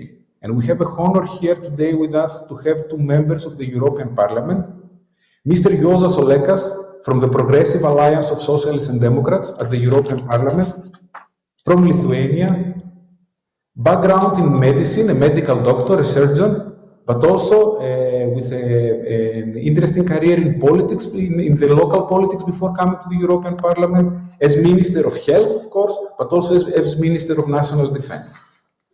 And we also have Mr. Petros Kokalis, member of European Parliament from Greece, member of the European United Left, with 25 years of experience in social innovation, focusing on human and sustainable development. A founder of Cosmos, founder of Organization Air. The past he was involved in the local administration as vice mayor of Piraeus in responsible economic development and climate change, a pioneer in the Blue Growth initiatives, and also the president of the Municipal Camp for Refugees. Today, we're going to discuss about lots of interesting things, about Farm to Fork strategy, about the post-2020 CAP, about the role of digitalization in achieving all these ambitious objectives, but also about the role of digitalization in the quality of life for European citizens. So, having said that, I would like to start with the first question, because let's go directly into the hot topic of the days, into the new CAP. We know that there has been a very interesting and dynamic background related to the new CAP, and particularly with during the so-called trial among the European Council, the Parliament, and the Commission. So, Mr. Olekas, the first question is to you. What are the challenging elements in this dialogue? Why it has been so dynamic? And what happened at the end? Where are we now? You know that trialogue is always trialogue and quite challenging with these three institutions. But today, the whole situation we are in now is unconventional, to say at least. Because of the pandemic, the meetings of the parliament are going on remotely, and everything that involves negotiation is now even more challenging because people can't physically meet. The trialogues themselves trialogue talks are continue in person, but the number of people allowed into these talks is now extremely limited, which makes things harder. I know that my colleagues that have been reporters or shadow reporters of CAP's files, they are doing their best and really doing extraordinary work in this circumstance. But it's very challenging, believe me. As you probably know, there is some tensions with the Commission. My good friend, Mr. Timmermans, had expressed his view of the position of Parliament and Council may not be entirely in the line with the Green Deal. That, of course, caused some disappointment in the Parliament for ourselves, as we do not believe our position is lacking in green objection. But we did try to make it so that farmers would be able to work with the new policy that we are suggested, that our food security could be kept. We need a healthy, safety food, but also we need to save the incomes for our farmers. That's right, indeed. That's very important. I would like now to ask Mr. Kokal as well. The European Green Deal has raised great ambitions among all of us, the European citizens. Do you believe that the reform CAP will reflect those ambitions? Do you believe that it will be up to the expectations of the European citizens? Well, I don't. I think that the CAP was designed before we had the Green Deal, before we decided that the Green Deal is the growth strategy for the European Union. And in the limited reform that we are progressing, we're advancing now, we lost the chance, our first biggest chance to prove that we mean the Green Deal. The CAP, as you know, is the biggest item in the European budget, and nothing shows that you believe what you're saying than putting your money where your mouth is. So I think that we lost the opportunity here. But I also believe that going through the trilogue, a lot of these omissions will be rectified. The CAP is a very complicated policy, and it should be so. But I think that during the trilogue, a lot of it will be fixed. The Green Deal and notably the Farm to Fork strategy and the EU biodiversity strategy for 2030, plus its climate component, can substantially affect European agriculture and food security. Its objectives are more ambitious than CAP, notably through the setting of quantitative targets for pesticides, fertilizers, antibiotics, organic farming, protected areas, and highly diversified features in agricultural areas. I think that it's very important that the food universe, the farming and consumer universe, the food supply chain universe must realize that we need to remove ourselves from the insulated where farmers spoke to farmers, and that was it for the past maybe 50 years now, within the world of the CAP, and understand that in this green transition, we all must make our efforts, and all sectors must put in their work. I think there is tremendous stress for other sectors as well, as the automotive industry, the aviation industry, the shipping industry, the heavy industry, and I think that we must understand that this is the green transition is a huge opportunity for farmers and not a threat.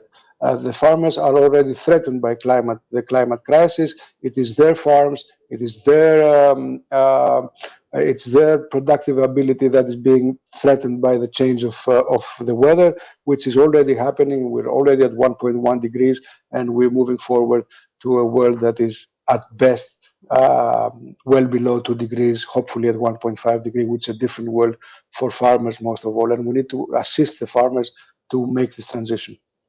Great. So I will have a common question. You, the policymakers, what would you advise the farmers? How can they prepare for the challenges of the upcoming period? How do you advise? This I think is most difficult practical question. I think the first thing that needs to be addressed here is that some changes are inevitable. It is a little unfortunate that the transition to green and to more climate and biodiversity friendly economy is happening now, when so much of our lives are disrupted by pandemic. And COVID-19 caused additional problems for farmers as regards to their ability to have sufficient workforce. It has disrupted a lot of the supply chain, and some sectors are really feeling the loss of income. But despite that, we know that situation with the climate, with the loss of biodiversity is such that we cannot afford to wait anymore. So the new strategies will come into the force, and we will have a new CAP. And the farmers know that they also know that these global problems have to be solved. Farmers, after all, are the first to feel the impact of climate change or loss of biodiversity. Regarding your question, the important thing for the farmers now, I think, is to get in touch with their consulting agencies and get concrete information on how these new policies can affect their farms. The important thing is to see the challenges as a new opportunity. Change to set away from some of our preconceived notions of farming and turn towards some of the innovation that science can give us on nowadays. Thank you very much. Mr. Kokalis, what's your advice to the farmers? Well, it's in addition to what Mr. Orleka said, which I agree absolutely. I think that in general, our hopes, everybody's hopes, are focused on the putting together of the member state strategic plans. This CAP allows for greater flexibility at the member state level, and it also calls for the creation of member state strategic plans, which will then be reviewed and approved or not by the Commission in as regards to fulfilling the criteria of the CAP. This putting together of these plans requires an unprecedented, and because this is a word we use a lot lately, but it's true that in unprecedented times we have to take unprecedented actions, and this is a good one. This is an action that is about getting everybody on the same table, achieving a meaningful and participatory organization of these strategic plans, and getting the farmers on the table and explaining to them and having them on board that it is their livelihood that is at stake. Inevitable changes are coming, and what is most inevitable and most certain of all is that we're going to have a warmer, drier, and different water patterns. And this affects plants and the agriculture sector most of all. They are best conceived as a vulnerable community, and this is a case where we have to show that we mean the oath of leave no one behind in the Green Deal. But to leave no one behind, you have to know who this one is. What does she want? What does she need? What is her dreams?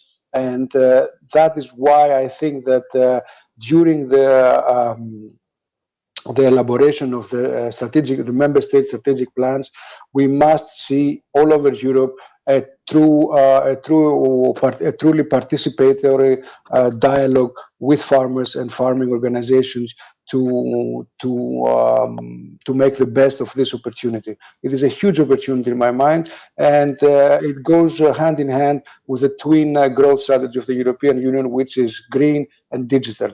So yes, get in touch, get involved, and all the agricultural ministries must put on a great show for the next year. Thank you very much. Let's now try to move to the topic of digitalization, which is part of the topic of this event. So, in the past decade and even more than that, the European taxpayers through national have invested lots of money for enabling technology. From my background is Horizon 2020 projects and previous in FP7, where we have seen large projects. In the past, we have also seen large projects in other domains, for example, like Copernicus, a huge investment of taxpayers for satellite technologies that can be applied to agriculture. But also, there are investments at national level through structural funds. Yet, what the practitioners are telling us is that the level of adoption remains very low, the level of adoption of technologies. And my question to both of you, and I will start with Mr. Kokalis and then I will move to Mr. Olekas, is the following. How can policy reforms accelerate the adoption of technologies? How can we make these investments of taxpayers pay off to society? Mr. Kokalis, what do you think? Well, as a general comment, I think that the agri-food sector is prime for the introduction of disruptive digital technologies. It is not news that the digital revolution that we have been seeing transforming our ways of production and consumption in other sectors have not entered in force in the agri-food sector. This is not illogical because agriculture is it's a traditional sector, but this is a time for change. If we're going to achieve this transition, this green transition, and we need to achieve it because otherwise we'll be moving into uncharted territories, we'll be moving into a crisis that, unlike the present health crisis, will not have a vaccine because it's irreversible. So we need to rely on innovation and apply innovation, not only in technology, in everything. Now, going to digital instruments, as you said, there are several European Union tools in place, the broadband networks and the 5G infrastructure that's moving forward in the rural areas, the European Innovation Partnership for Agricultural Productivity and Sustainability, the inclusive digital strategies within the CAP national strategic plans, which are focused to support small and medium-scale farmers and rural operators, of course, Copernicus and Galileo. I think that in general, it's important to realize that as we ask farmers to do more with less, to take care of biodiversity and green, I think that the precision of digital agriculture is something we cannot go forward without it. So again, this is a two-way. I think that the policy tools are here. I think that the financing tools are here. I think also it is our job to go out into the farms, the fields, the rural areas, and get people involved, hopefully via digital innovation hubs, which should help the dissemination of digital production and economy in the rural areas. Thank you very much. Mr. Olekas, what's your view on that? I just can repeat what my colleague said, but indeed we have wonderful examples how the new advanced technologies are hiding farmers in the work. Some really incredible advancement in smart digital agriculture. Here in Lithuania as well, we have the companies working together with the scientists and agriculture NGO developing innovative solutions for remote crop monitoring that combine spectroscopic technologies, radio drones, and data analysis tools based on artificial intelligence method. The developed solutions can record stress in croplands and help farming in the station. So we have an incredible potential, but we have to make sure this innovation actually reach the farmers themselves. And here we have to pay extra attention to small and medium farmers, my colleague said about that, and their ability to access the new technologies. because of course the big farms have more funds and which they scale investment into technology pace off quicker. But we cannot left the small and medium farmers who are the backbone of our countryside to be forgotten. I think the greater cooperation between the farmers may be a way to make sure the technology reaches the smaller farms and provide them with new ways of working that are more climate and environment friendly. Unfortunately, the level of cooperation is quite low in Lithuania, another former Eastern Bloc countries. So we need more support measures that would encourage cooperation, help the farmers to get over the psychological block they now have regarding this way of working together. And of course, we must further support the discovery and development of new technology. I can say that in the parliament was quite disappointed with the EU Council decision to cut funding from Horizon program. We do believe that scientific solutions are essential for facing the modern challenges. Thank you very much. Thank you. That's really important, and thank you very much for your support on this, because indeed our community needs support when it comes to Horizon 2020 funding. Of course. Mr. Collins, there for how do you see the farm to fork strategy from the fishery point of view? What do you think are the important things that we need to have? It's a good question. We keep talking about a European sustainable food system, a sustainable food system which must by definition ensure sufficient and viable supply of safe, nutritious, affordable and sustainable food to people at all times. But when we talk about food, we should talk both about fisheries and agricultural products at the same time. And what do I mean? During the presentation of the Farm to Fork strategy at the Agri Committee last year, we could not discuss about fisheries at the same time as we were discussing about agriculture. So these are silos. And to my point of view, this is an unsustainable discussion and shows the fragmentation of a policy that is horizontal by default. It's about food. Therefore, we need to get rid of the silos and all these bureaucratic burdens, because the discussion about the sustainable food system concerns agriculture and fisheries both at the same time. For example, I was meeting yesterday about the Greek CAP National Strategic Plan, and we were discussing the SWOT analysis of the Greek food sector. Here there's a structural problem that starts at the EU level. Our objective in the CAP is the resilience across the Union to enhance food security and to improve the response of EU agriculture to societal demands on food and health, including safe, nutritious and sustainable food, reducing food waste.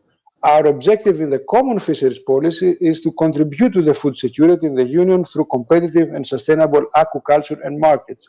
But we don't look at the same time in the same analysis of both agriculture and fisheries. So the Farm to Fork strategy should be the platform for the discussion about EU food policy, without fragmentations and demarcation among funds. In the Farm to Fork strategy, in addition to the support by the next European Maritime and Fisheries Fund for sustainable seafood farming, the Commission has talked about adopting EU guidelines for Member States' sustainable aquaculture development plans. The common fisheries policy remains a key tool to support the transition to sustainable food systems while ensuring a decent living for fishermen, fisherwomen and their families. So the Farm to Fork strategy will also help to reduce pressure on the stocks of European seas, the fish stocks. Furthermore, we will adopt initiatives to ensure sustainability of seafood and consumer access to a low carbon footprint protein source, and the production and consumption of more diversified EU seafood products will be ensured. This will reduce dependency on imported seafood, and the marine protected areas will help so much. I'm also the shadow rapporteur here of the Farm to Fork strategy at the Fisheries Committee, and I'm really very much looking forward to having this discussion at the European Parliament. Thank you very much, Mr. Kokalis. Mr. Lucas, in Lithuania, the forest sector is also important. Can you give a little bit of insights? What is the status there? What are the plans for the forestry sector? Where are we standing from policy making perspective? You know, the technologies and innovation is changing the face of the forestry industry. Innovative technologies such as drones, laser scans, infrared sensor, 3D sensing, and others indeed is changing the situation, is helping to better manage our forest and produce more from the wood sustainability. But it is important that these technologies get to the support they need for further development and accessibility. The CAP provides financial support to rural areas, and EU countries can choose to fund forestry measures through the National Rural Development Program. These measures are aimed at protecting the forest, making it more resilient to climate change, safeguarding its multiple functions, including the provision of environmental service, as well as supporting investment, innovation, and training, and also can be used for forest technologies, mobilizing, processing, and marketing of the forest product.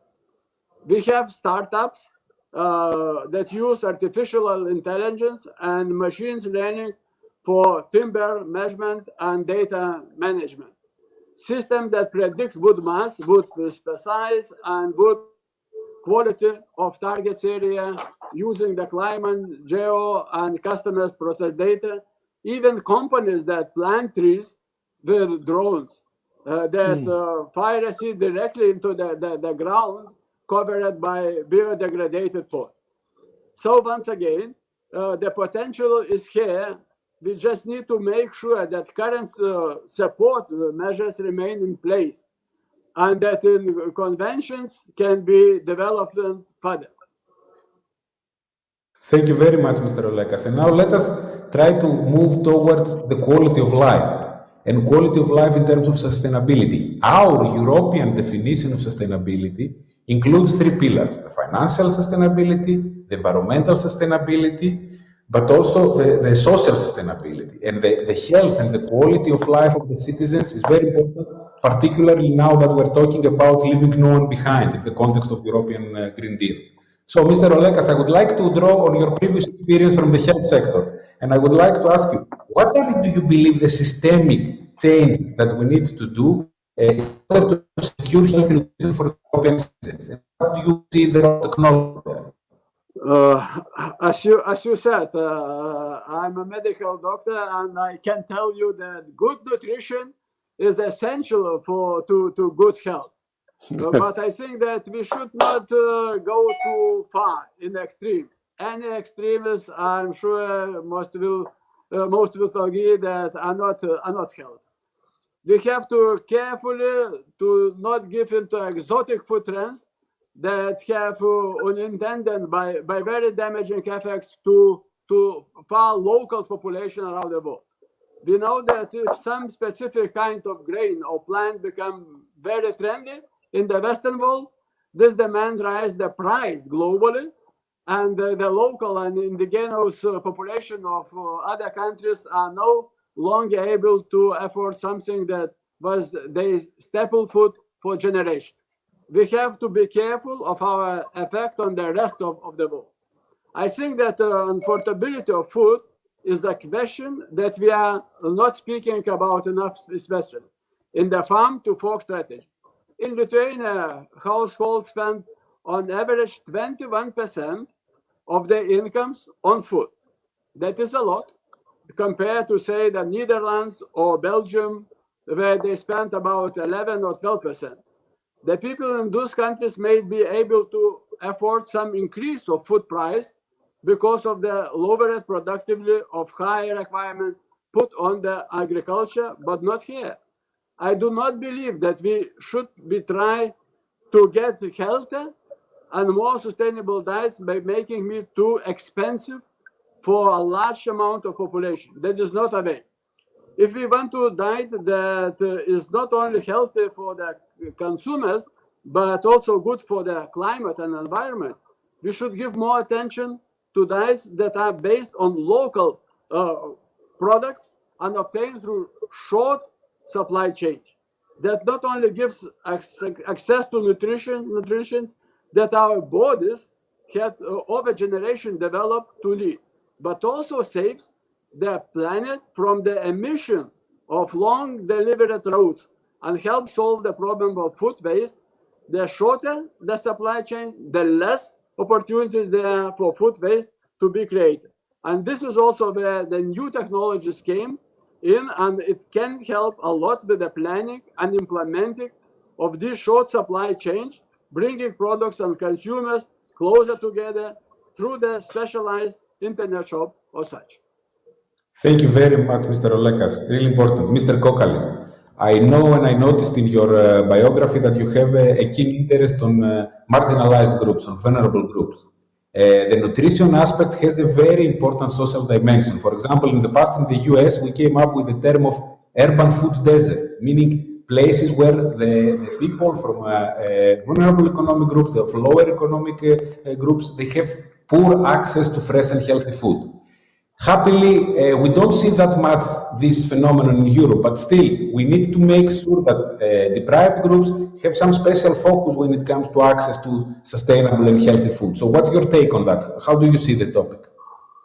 Well, starting from the remark by Mr. Olekas as a medical doctor that nutrition is the most important issue of health, and we are what we eat in the Hippocratic sense. We have this horrible phenomenon in the United States of the food desert, which is defined as an urban neighborhood or rural town without ready access to fresh, healthy, and affordable food. So, if people lack this access to fresh, healthy, and affordable food, they will turn to cheaper alternatives, processed alternatives that are less healthy, which in turn leads to more premature deaths and chronic health issues, and in many ways internalize increased inequalities that we see in the United States. This is really an instrument of food brutality, and it happens in the same areas where we see excessive police brutality as an instrument of racial oppression and the discrimination and segregation. So this is a huge problem, which fortunately we do not have yet in the European Union, only except in some cities like London and Amsterdam, perhaps. But even then, for the less economically advantaged. So the farm to fork strategy explicitly acknowledges that current food consumption patterns are unsustainable, both from a health and an environmental perspective. And one objective of this strategy is to reverse the rise in overweight and obesity rates across the European Union by 2030. So there are considerable variations in food and nutrition intakes across the European Union between and within member states. Within countries, intakes vary according to individual characteristics such as age, gender, educational, and economic level. And overall, intakes are far too low for fruit and vegetables, but are too high for red meat, processed food, and sweet beverages. Too much sugar, fat, and oil. The share of the European population that is overweight or obese has increased over the last decades, and that's why in the European Union in SDG 2, which is about zero hunger, we talk about zero obesity, not zero hunger. So the prevalence value for overweight children exceed 25% in all member states, except Denmark and the Czech Republic. They exceed 40% in Greece, Malta, Spain, and Italy, which are the places of the Mediterranean diet. And yet our children are obese. In all member states, some subgroups which are characterized by income and educational level, but also age and gender, show a higher percentage of overweight individuals. So among the European Union adult population, 51% is overweight and 15% is obese. So this is a huge problem which we need to take measures that target changes in consumer behaviors and dietary patterns in order to induce public health benefits. We had this issue with the pandemic where we had the pressure on the food system, but on the other hand, we have to understand that the food system is the main cause of diseases that are non-communicable diseases, exactly. So I'm talking about diabetes, cancer, and all the issues that come from an unhealthy diet. So I totally agree with Mr. Lekas about the shorter supply chains, about the cleaner food, the food with less pesticides, the food with less antibiotics, and so on and so forth. And this is a crucial moment where we have to make a differentiation between price and value. In many ways, we see prices for food which do not reflect the value and the work that has been put into it. So, as in general, I believe the pandemic has shown us that we have to find ways that the value that we put into taking care of one another, into producing healthy societies, has to be taken in account in the economic calculus. This is something that we have lost, and I think that this is a crucial point in our recovery and resilience transformation going forward. Thank you very much, Mr. Kokalis. Now, in the audience, we have many young farmers. And we have a great hope on them because we are expecting that the younger generation of farmers will be the adopters of the digital technologies. But at the same time, the young farmers are facing many challenges. The rural areas where they are asked to live are facing many challenges as well, in terms of infrastructure, in terms of social structures, etc. And there is this concept of smart villages, but I would like to ask both of you, and I will start again with Mr. Olekas, about what are the measures at policy level that can really improve the quality of life in rural areas, particularly for the young farmers, particularly for the people we want to keep in the rural areas. Mr. Olekas.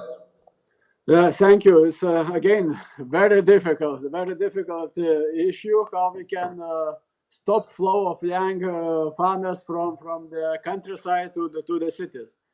But one of the possibilities is the good new IT infrastructure, and we can be very proud in Lithuania that 83% of urban and 78% of rural households have internet access.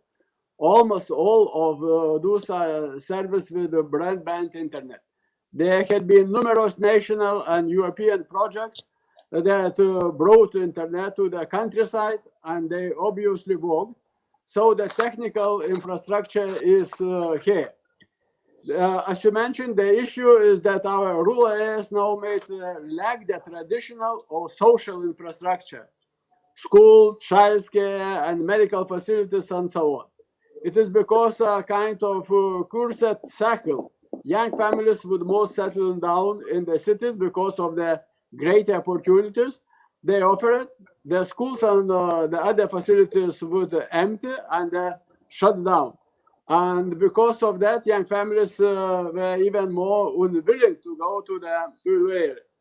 But if we are talking about the implementation of new technologies, circular or green economy, smart villages, and new ways of farming, young people are essential for bringing that into countryside. So I believe we must offer young farmers substantial support. Last month, during the plenary session, we voted to assign at least 4% of state direct payment budget to support young farmers. And further support could be granted from the rural development funding, where young farmers' investment could be prioritized. I hope this position is defended during the trialogues. Member states should also improve young farmers' access to the land and credit. Generation renewal in agriculture is essential, and we must do all we can to bring it about and to renew the countryside. Thank you very much, Mr. Olekas. Thank you very much. Mr. Kokalis, what's your take on that? What do you think we can do for rural communities? Can smart villages be implemented? I think that we need to do the best we can. We cannot afford to have a desert rural areas. It's no question that the trend towards urbanization is going to continue. It's happening all over the world. However, we need to see how these smaller cities are going to function as hubs for the greater rural area. And I would like to again touch on the point that my colleague Mr. Olekas mentioned about the need for investment in social infrastructure in the rural areas. The rural areas, the main reason that people would leave the countryside is because of the lack of social community. And in that sense, we need to invest in top-rate facilities and community facilities in the rural area. And of course, community nowadays is also digital. So the introduction of and the expansion of broadband connection in the rural areas is critical for young people. I don't know of many young people who can live without the internet, and it's a truism that people much younger than me have an average of 3 hours a day on the screens, either farmers or not farmers. So they need to have the broadband. In my country, unlike Lithuania, only about 40% in households in the rural areas have broadband, access to broadband. So that makes it really a bit difficult for businesses to thrive, and it results in an unattractive environment, especially in remote and less populated rural areas. And we have a lot of them because we have a lot of mountains and islands and so on. So the islands in the winter are not like the islands in the summer.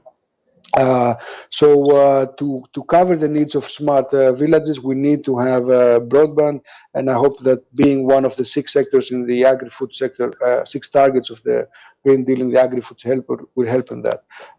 Smart villages can also contribute to achieve the goals enlisted in the Green Deal at the local level, and this is again about lively communities and participatory communities. They can provide appropriate ways of enabling rural communities to deepen and extend the digital transition. And like was mentioned before, new business models have been promoted that focus on the local biodiversity protection, which is a new goal with the biodiversity strategy, circular economy implementation, which focus on the use of resources, and environmental friendly practices enhancement. I think there is a lot to be done in the rural areas. At least in my country, we believe that this is one of the major sustainable development opportunities that we haven't been exercising. Thank you very much, Mr. Kokalis. Our time is slowly finishing. I'm getting messages. So I have one last question for both of you. And this last question is about digital innovation hubs. What we have seen is that in the past 3 or 4 or 5 years, we started working heavily on digital innovation hubs in the agri-food sector all across the value chain. And we have now a pan-European network of digital innovation hubs that has been created. But now it's the time to move from inception to maturity. And because we are seeing the digital innovation hubs as the one-stop shops that will help farmers towards a digital transformation, what can we do at policy to support this mission? Mr. Olekas, what do you think? Yeah, indeed, what you said. Only about 1 of 5 companies across the EU are highly digitalized. And around 60 of large industries and more than 90% of SMEs are behind in digital innovation. So the digital innovation hubs are necessary to provide access to technical expertise and experimentation and innovation service. Smart specialization and digital innovation hubs are fairly young concept, but they built upon knowledges and experience from previous policies and actors. In many regions, there are existing organizations like competence center, research organization that already act as DIH or can be part of the future DIH. However, they work in the different regions, different social economic conditions, and need regional and national investments to succeed. Market failures can lead to a situation where actors do not invest sufficiently in research, skills, and training. To overcome this, governments should provide subsidies or tax incentives for research. Another support measure is investment in platforms and networks to overcome this threat. In situations where provision of science and education is not working well, new forms of collaboration with and across the sectors may be needed. Governments can also play an important role in supporting the development of new technologies with more directed intervention policies that are also identified possibilities, investing in research and development both by public and private sector, then procure a new solution providing service based on these new developments. Thank you very much, Mr. Olekas. Mr. Kokalis, the last comment from your side. How can we support digital innovation hubs? Well, I think that is a good point to connect it with what we were talking before about who is going to explain the CAP to the farmers. So this is a point where we need a physical infrastructure, a digital innovation hub that to exist in rural areas in order to promote the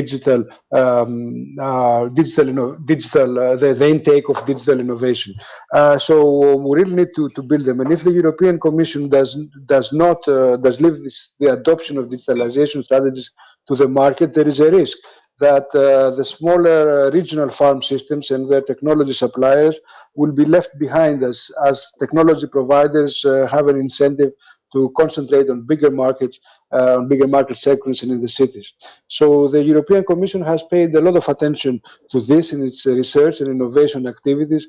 And in the new CAP, it will actively request member states to formulate a strategy for the development of digital technologies as part of the modernization objective of the CAP. So the easy option for member states is to promote the adoption of digital technologies like robots, management software, and whatever smart you can use on the field. However, a coherent policy approach is to link such investment support with the policies regarding the so-called AKIS, the Agriculture Knowledge and Innovation System, a modernization strategy that promotes the adoption of digital technology with benefits for labor productivity or farm productivity and reducing the environmental impact of farming at the same time, ask for the support of advisors and other AKIS players in training farmers with the new technologies. I remember that reading in books, I don't remember, but in the Green Revolution, we had an army of agronomists, trained agronomists moving out to the rural countryside and helping farmers modernize what was then a modernization in fertilization and so on and so forth. So we need to do that again with digital agronomists, digigronomists, let's say, where digital innovation hubs will play the crucial role in the modernization of the CAP because they can promote digital technologies and at the same time they are part of our innovation system. So they should be included in the digital strategy of the CAP national strategic plans, and they need to be funded at least one per region to press this digitalization and modernization of the CAP. Thank you very much, Mr. Coker. Gentlemen, thank you both. Thank you for attending. Also, thank you for supporting our sector, our ecosystem in Brussels. We have great challenges in front of us, and all your supporters very much. Thank you once again. We have lots of messages. However, we need to go to the next topic. Thank you. And we have right? Next one. Thank you very much for inviting me to Lithuania, and it was a pleasure. Thank you. Thank you. So, now, from policy making, let's go to action. I'm honored to have a very interesting panel to moderate today again. So, we are moving into a very multidisciplinary panel. We have together with us science, technology, innovation, and business. We have together with us the people who are working in the field, together with the farmers, close to the farmers, understanding the need and trying to transform their needs into innovation. I will start by introducing Professor Astrida Mitsikiene from the Vytautas Magnus University, the Dean of Agricultural Development.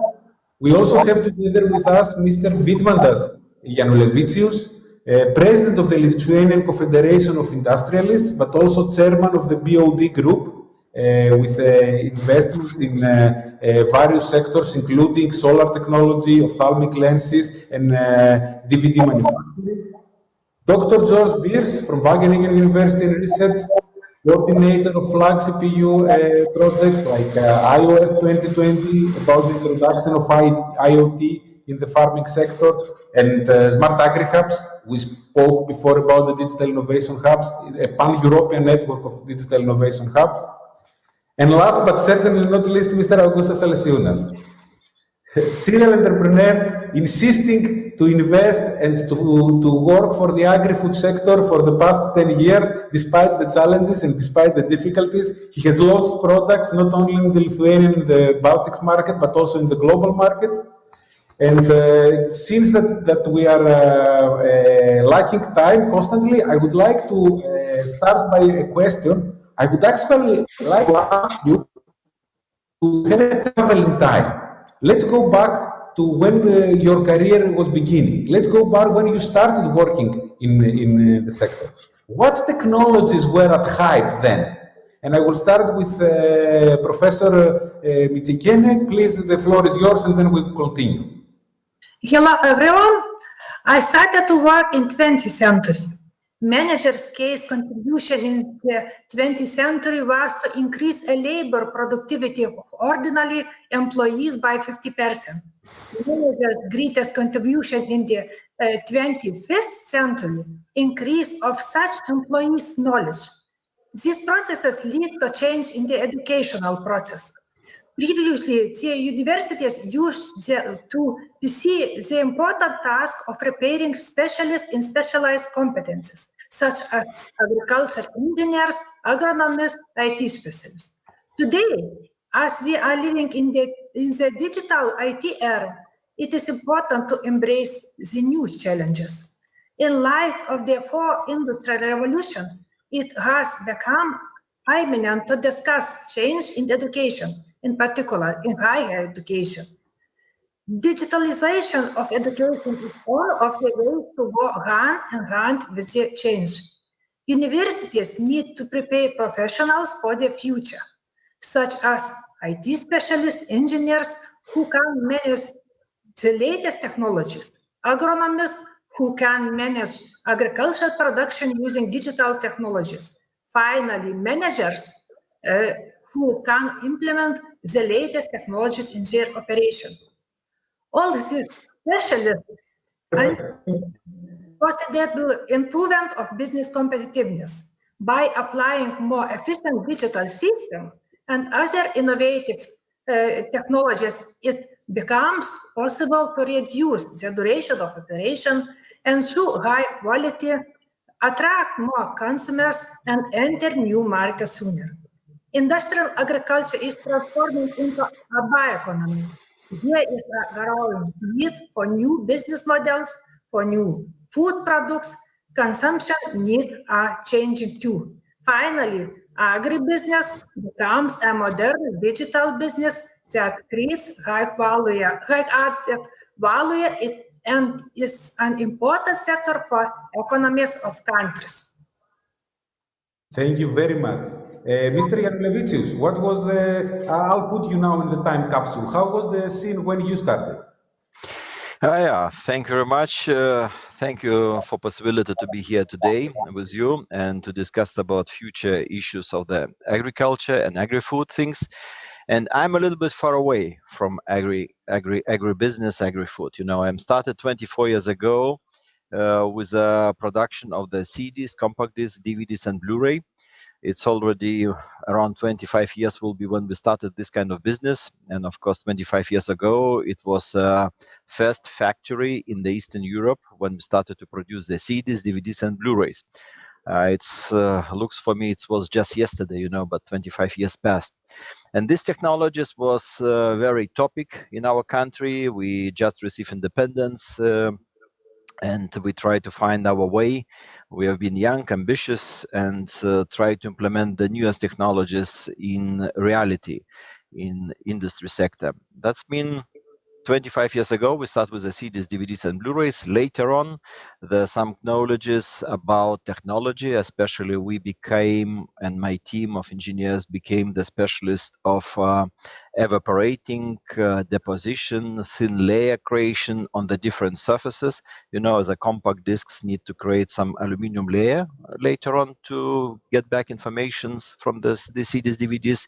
It gives us possibility slightly to move to solar business. We are the pioneers not only on the CDs, DVDs, and Blu-rays in the Baltic and Eastern European region, because it was the first factory in Eastern Europe. Just the neighbors in Poland, they was half year earlier than we. But at the same time, already 12 years ago, we started to produce the first solar cells and solar panels in Europe, in Eastern Europe. Again, we have been the first. As I mentioned before, we are very close to some technologies, which is the same for production of the compact discs and solar cell and solar panels. People think, well, this is two different businesses, but in reality, it's from 9 steps to produce the solar cell. 6 steps is mostly the same as to produce the compact discs. Why we slightly moved to the solar sector. And later on, of course, I could explain how the solar sector will be connected to the agri-food, to our future economy. Maybe for this time is enough. Thank you very much. Dr. Best, your turn to end the time capsule. Yeah, well, thanks for inviting me in this panel. Yeah, Rigorous, you make me feel real old now by this question, because I started my career in agricultural research in the early 1980s. So that's a long time ago. And at that moment, I was working in greenhouse research. And at that moment, there was an energy crisis. So the prices for energy were sky high. And all research was focusing on, let's say, the heating technology, how to heat the greenhouses with as little gas as needed. It was also the time when we got when there was a breakthrough in the CO2, the use of CO2. Now we have too much, but at that time it was noticed that for good crop development in greenhouses, you could add carbon as CO2. On the digital part, when I started, there was the feeling in the Netherlands that the agricultural sector was lagging behind in digitization. But be aware, it was the time when we didn't have internet. We worked with mainframe computers.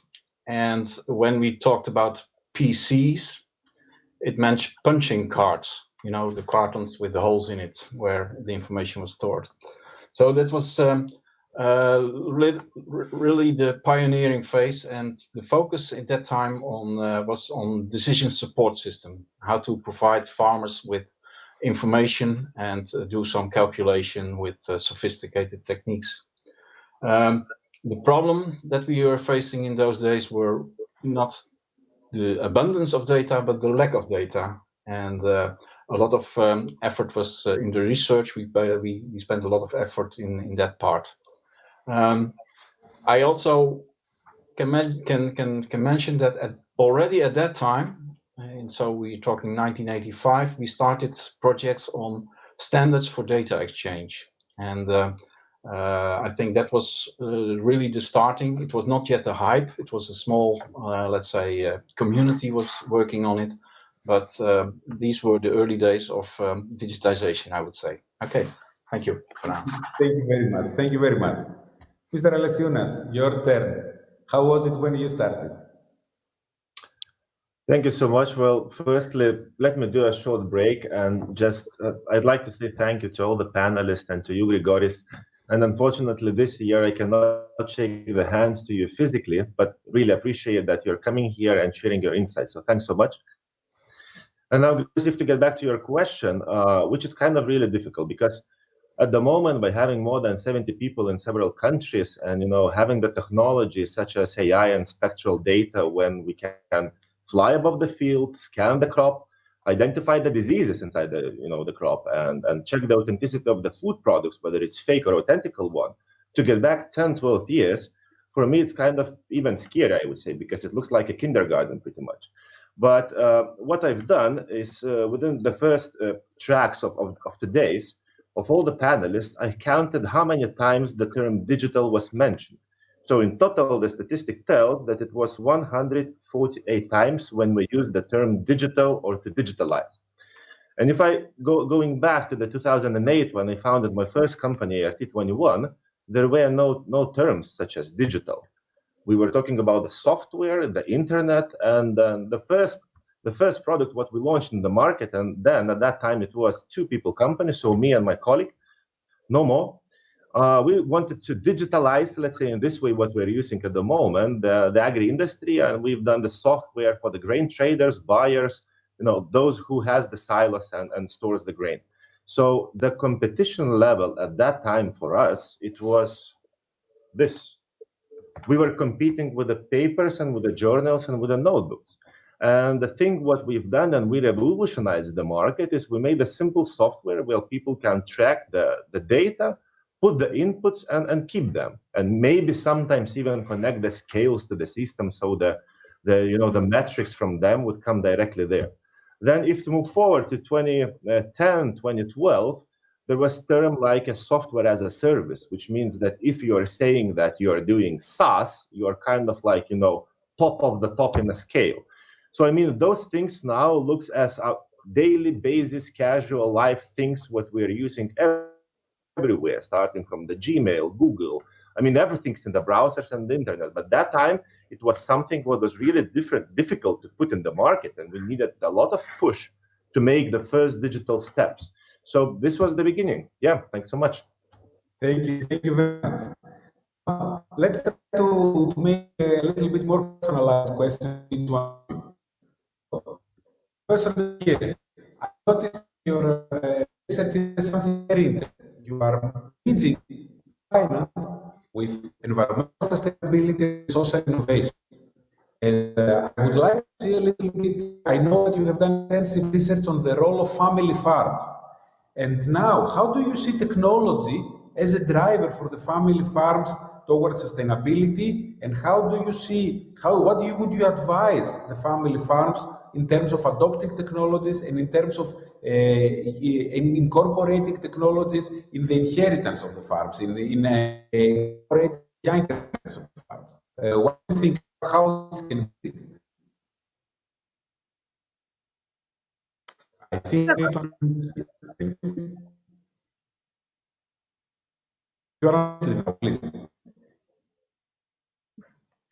Yes, researchers of Agriculture Academy do research on the sustainability of modern family farms. New business models, innovative technologies in agriculture need to be implemented today, so that the challenges of the approaching period do not turn into a global social and political issue. Development of information technologies is particularly important for global development and economy in particular, as the human always seeks to satisfy the growing need in different areas, and information technologies expand the scope of these possibilities. Agribusiness is not exception as well. Family farms implementing new technologies in their operation may improve competitiveness considerably. More efficient digital systems and other innovative technologies may reduce the time of operation, assure higher quality, attract more consumers, and enable sooner entry into new markets and help to develop sustainable agriculture business. Young people are particularly interested in innovation. Therefore, the use of innovative technologies in agriculture will be of interest to young people as well. The processes of digitalization have already shaped completely new business models, such as e-commerce, online payment systems, online advertising, and have given rise to such business giants as Amazon, Uber, and PayPal. These processes are redefining agribusiness as well. New business models are interesting for young people. Finally, according to Forbes, the world's first crop was grown and harvested without human direct physical labor in 2017. This way is the future for agriculture and for young farmers. Thank you very, very much. Mr. Yanulevicius, you're coming from the energy sector, from the renewable energy, in fact. Would you see now the energy sector and the farming sector getting closer together? Do you believe that we can see farmers and energy producers? Do you believe that we can include particular technology? What's your take on that? How do you see things moving on? Yes, thank you, Gregory, for the question. For sure, this is the future. Yeah, I think our colleague, Mr. George Biss, will agree with this as well. The solar energy, it will be the first directed energy, let's say, which is much more closer to the farmers than any other energy. Windmills, yes, of course, they could lend the ground for the windmills, but solar technology has two possibilities. Firstly, we are using electricity. Most of our consumption of electricity are during the daytime when there is a solar. Yeah, this is the one thing. Another thing, solar, it could be as a roof. Yeah, instead of regular roof, you could use the solar panels which we are producing, which could sustainably produce the energy in 50 years. Yeah, and they really could be not influenced by any ammonia or something which is some another fertilizers or from the different kind of animals, some gases which really could destruct some and other things. That's mean at the same time you can produce the energy, you can have the rooftop, and you could use this energy for your own consumption and to have the green energy. This is the future. And at the same time, let's say one of the first projects already 6 years ago was AgroSolar. AgroSolar is the same, the greenhouses. We built together with some German colleagues, Research Institute from Fraunhofer partners, we built the first big greenhouse in Malaysia. But this greenhouse was not to keep the warmest things, but to protect the chili peppers from intensive sun. That's mean at the same time we increase the efficiency of the chili peppers because they don't need direct sunlights. We are producing the panels, solar panels from the glass technology, which we can adjust to any plantation the quantity of UV rays, what they needed exactly. Yeah, that's mean it could be transformable solar panels, and to any agri plantation we can adjust the lightness, let's say in general, and the rest we are converting to the electricity. And this was one of our first projects. Later on we sold this license to Malaysian government, and now they really implement. It was 1.5 megawatt solar farm or 12,000 square meters greenhouses which we covered with this new technology, and it's going now really in the very nice proper way because this let's say solar energy was used especially to the special moisturizing. Yeah, if you reduce the concentration of the solar, that's mean you can reduce the concentration of the water to the any plantations. You can save the planet, you can reduce these consumptions. And it was fully automated greenhouses. This is just one of an example. And I think in our Europe we have the same opportunities to do here. Why? Because of course the future economy, it's a green economy. The more to the future we need to have the more healthy food without any let's say chemical treatments, without any fertilizers used so much. That's mean of course the production and the cost will rise up. To reduce this cost, we need to use as much as possible the greenhouses to raise plantations inside our Europe. And this is coming the digitalization, the let's say new platforms which can calculate it for any renewable energy sources to use in optimal way. That's mean it's really a lot of different plenty of things when I see to the future. And bioeconomy, this is a new, let's say, trend which we are talking. A lot of waste, a lot of food we still have from agri sector. That's mean it could be transferable to the biogas, to the another different things. We need to use all the waste in proper way in energy, and it's 100% the future farmer will be the energy producer. Maybe not only for himself, for their own consumptions, but at the same time he could export this energy to the grid and to receive additional money from that. To be green, This is our future. At the same time, to have the circular economy, that's mean to use the waste which will be from the agri sector. This is our future as well. And the digitalization, what talks Europe Commission and Mrs. von der Leyen always. Yeah, this is three things which will really increase efficiency of the agri sector. And if we are talking about Lithuania, I think agri sector, it's not separate from the industry. As I am at the moment the president of Lithuanian Confederation of Industrialists, I see the agri sector with the really biggest potential in the next 10 years with the digitalization, with the green economy and circular economy to increase the GDP from existing 6-8% currently, yeah, from our all to 12-16% with this kind of three pillars. Thank you very much. I will now pass to George Beers. You are privileged to have the bird eyes view. Being the coordinator of Smart Agri Hubs in IOF 2020, you are able to see all around the ecosystems. And since you are based in Netherlands and in Wageningen, which is really the vanguard of digital transformation of the agri-food sector, I'm sure you've seen a lot. But now, do you believe that the network of digital innovation hubs can help us to discover the hidden gems, can help us to discover in places that we would not expect to find really important companies or really technologies that would take us into tomorrow? What do you think about that? Okay, yeah. Thanks for these interesting questions, Grigas. And I really feel privileged to have this bird's eye view, as you call it.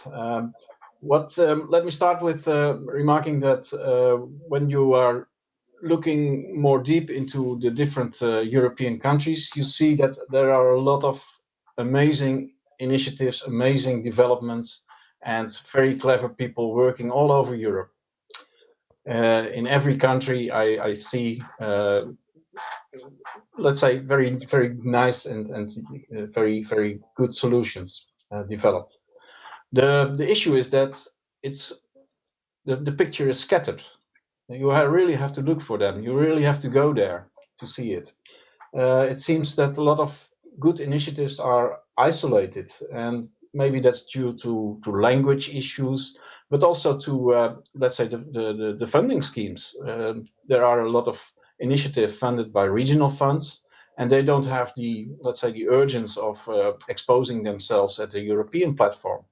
So these are two mechanisms that make this picture quite scattered.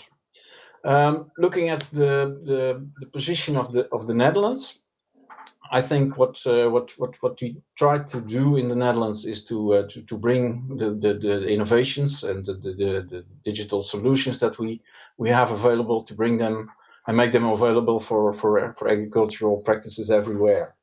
And that there are two mechanisms behind that. First of all, I think the Netherlands is relatively a very we endorse the paradigm of, we call it open innovation. So be good and tell it and make it visible for the world.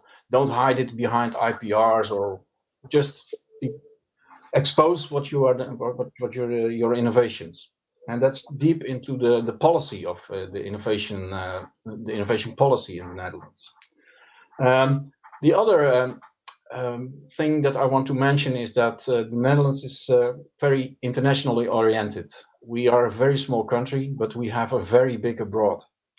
And you can see that in different mechanisms coming up. Wageningen University, we have half of the students are non-Dutch, so they are coming from everywhere in the world.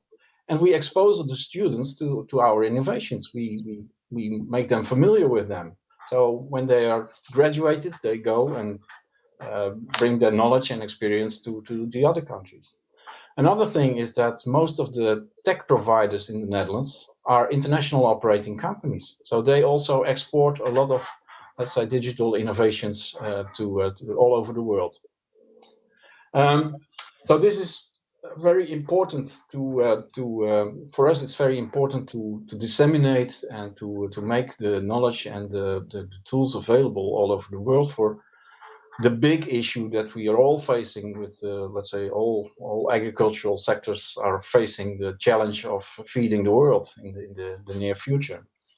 And I think it's important that, and it's also logic that Wageningen University started the initiative of building the Smart Agri Hubs project, because we want to use all the knowledge and bring it together and make it available, and not only the innovations from the Netherlands, but all those, let's say, hidden treasures that are scattered all over Europe, make them visible and make them accessible for all innovative people in European agriculture. And I think that's where Smart Agri Hubs is built upon, to that vision, to build upon each other, to use the knowledge that is available instead of duplicating it at 20 places all over Europe. So it's making the knowledge and the experiences available and accessible. I think that's key for the digital transformation in Europe. Okay, thank you. Thank you very much. Thank you very much. Now, Augustus, you started long ago, you launched products in global markets, and now the question is the following. We very often hear from entrepreneurs in Europe that they feel that they have to go into an unfair competition. European market as we heard before, and plus there is a language barrier, there are regulatory barriers, and at the same time they have to compete, for example, with their US counterparts, where they have access to plenty of finance, they have one common market in terms of language and more or less in terms of regulations. How can they survive? How can they compete? What was your experience about that? Thanks for the question. Well, firstly, it's not only about the language barrier, it's about the culture and mentality.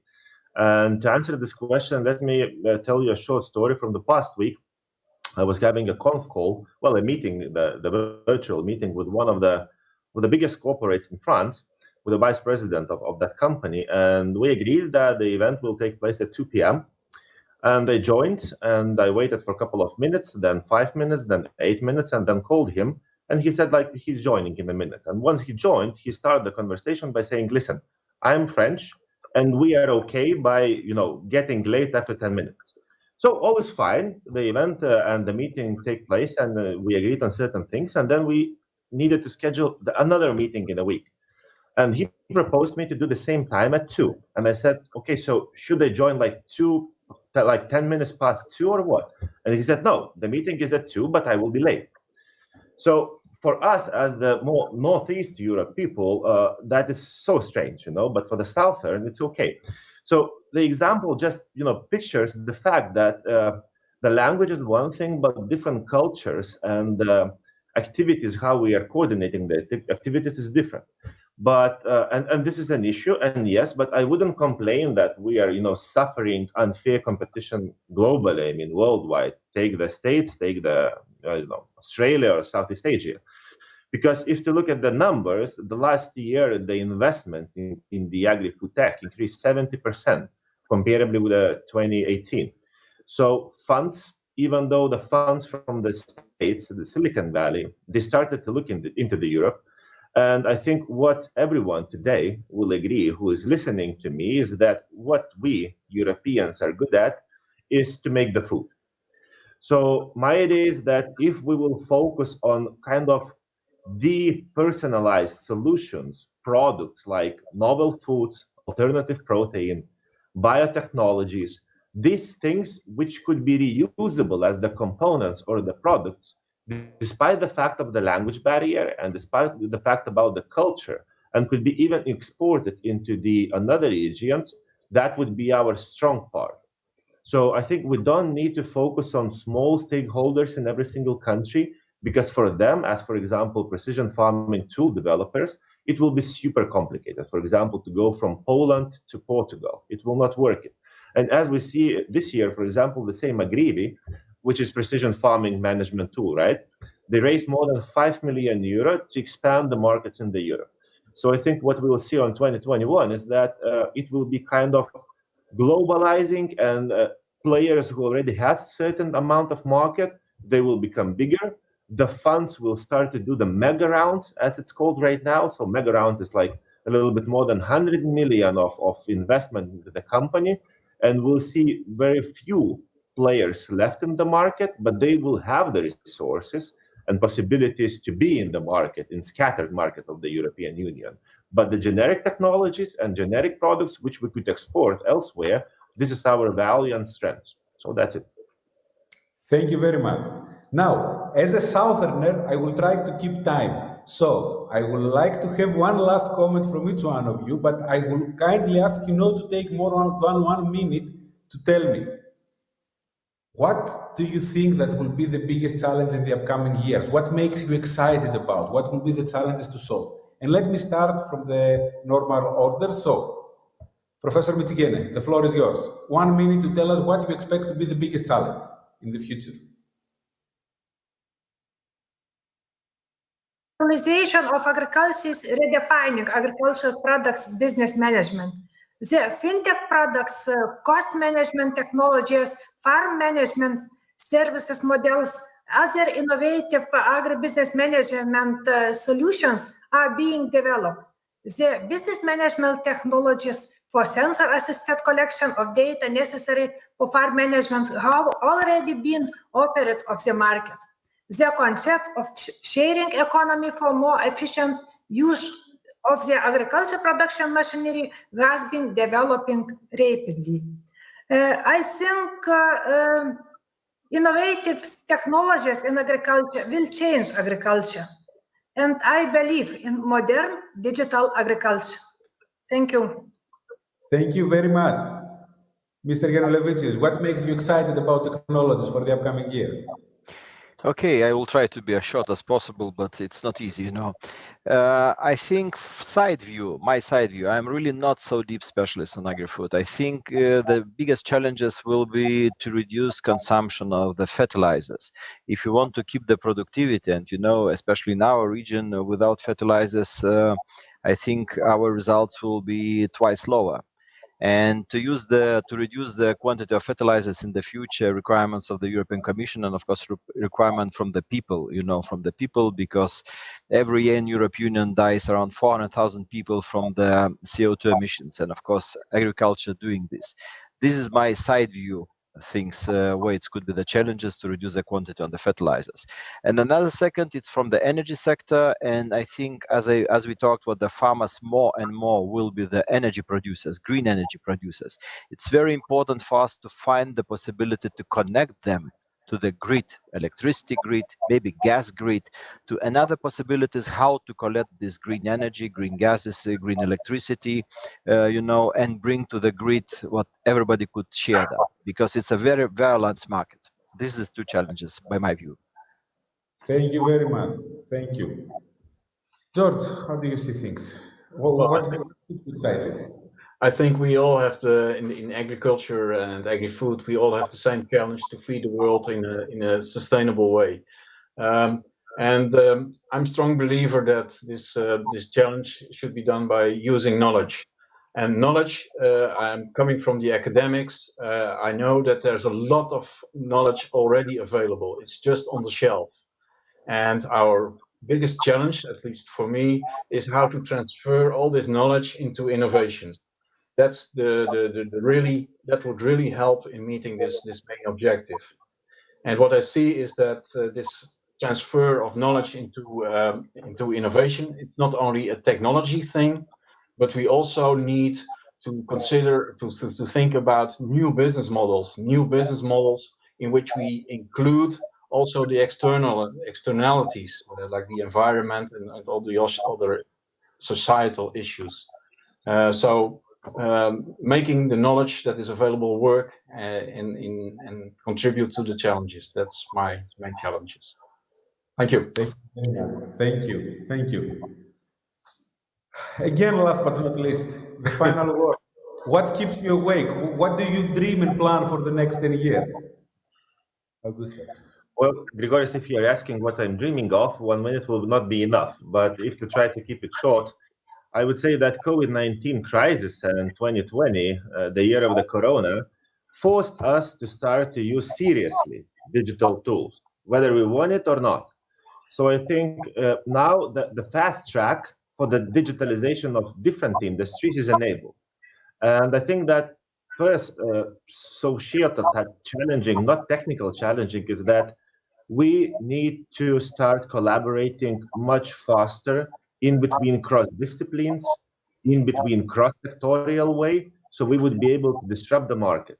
And I think that it was reality before, it will change to the luxury. For example, I think that in the future, the apple which is grown on a tree will be luxury good instead of that it's normal and traditional agriculture at the moment. So everything will disrupt. The main thing is to keep all of us together, to foresee and to become more and innovate and more stronger. I think this is the most important thing. Thanks. Thank you. Thank you so much. Thank you so much. Thank you so much, everyone. I think that I'm almost in time. I'm 2 minutes late to deliver back to London. I catch up a little bit the stereotype of Southern moderator. The only thing I would like to say as a last remark, after thanking all the panelists, is that technology did help us today to have all the positive energy and all the dynamic discussion. Of course, the human side of communication might be not the same level as if we were in Lithuania, but really hope for the good times, and I hope that next year I will see you all in Lithuania. Thank you so much. Ruslana, the floor back to you, the camera on you. Thank you, everyone. Bye-bye. Okay, bye-bye.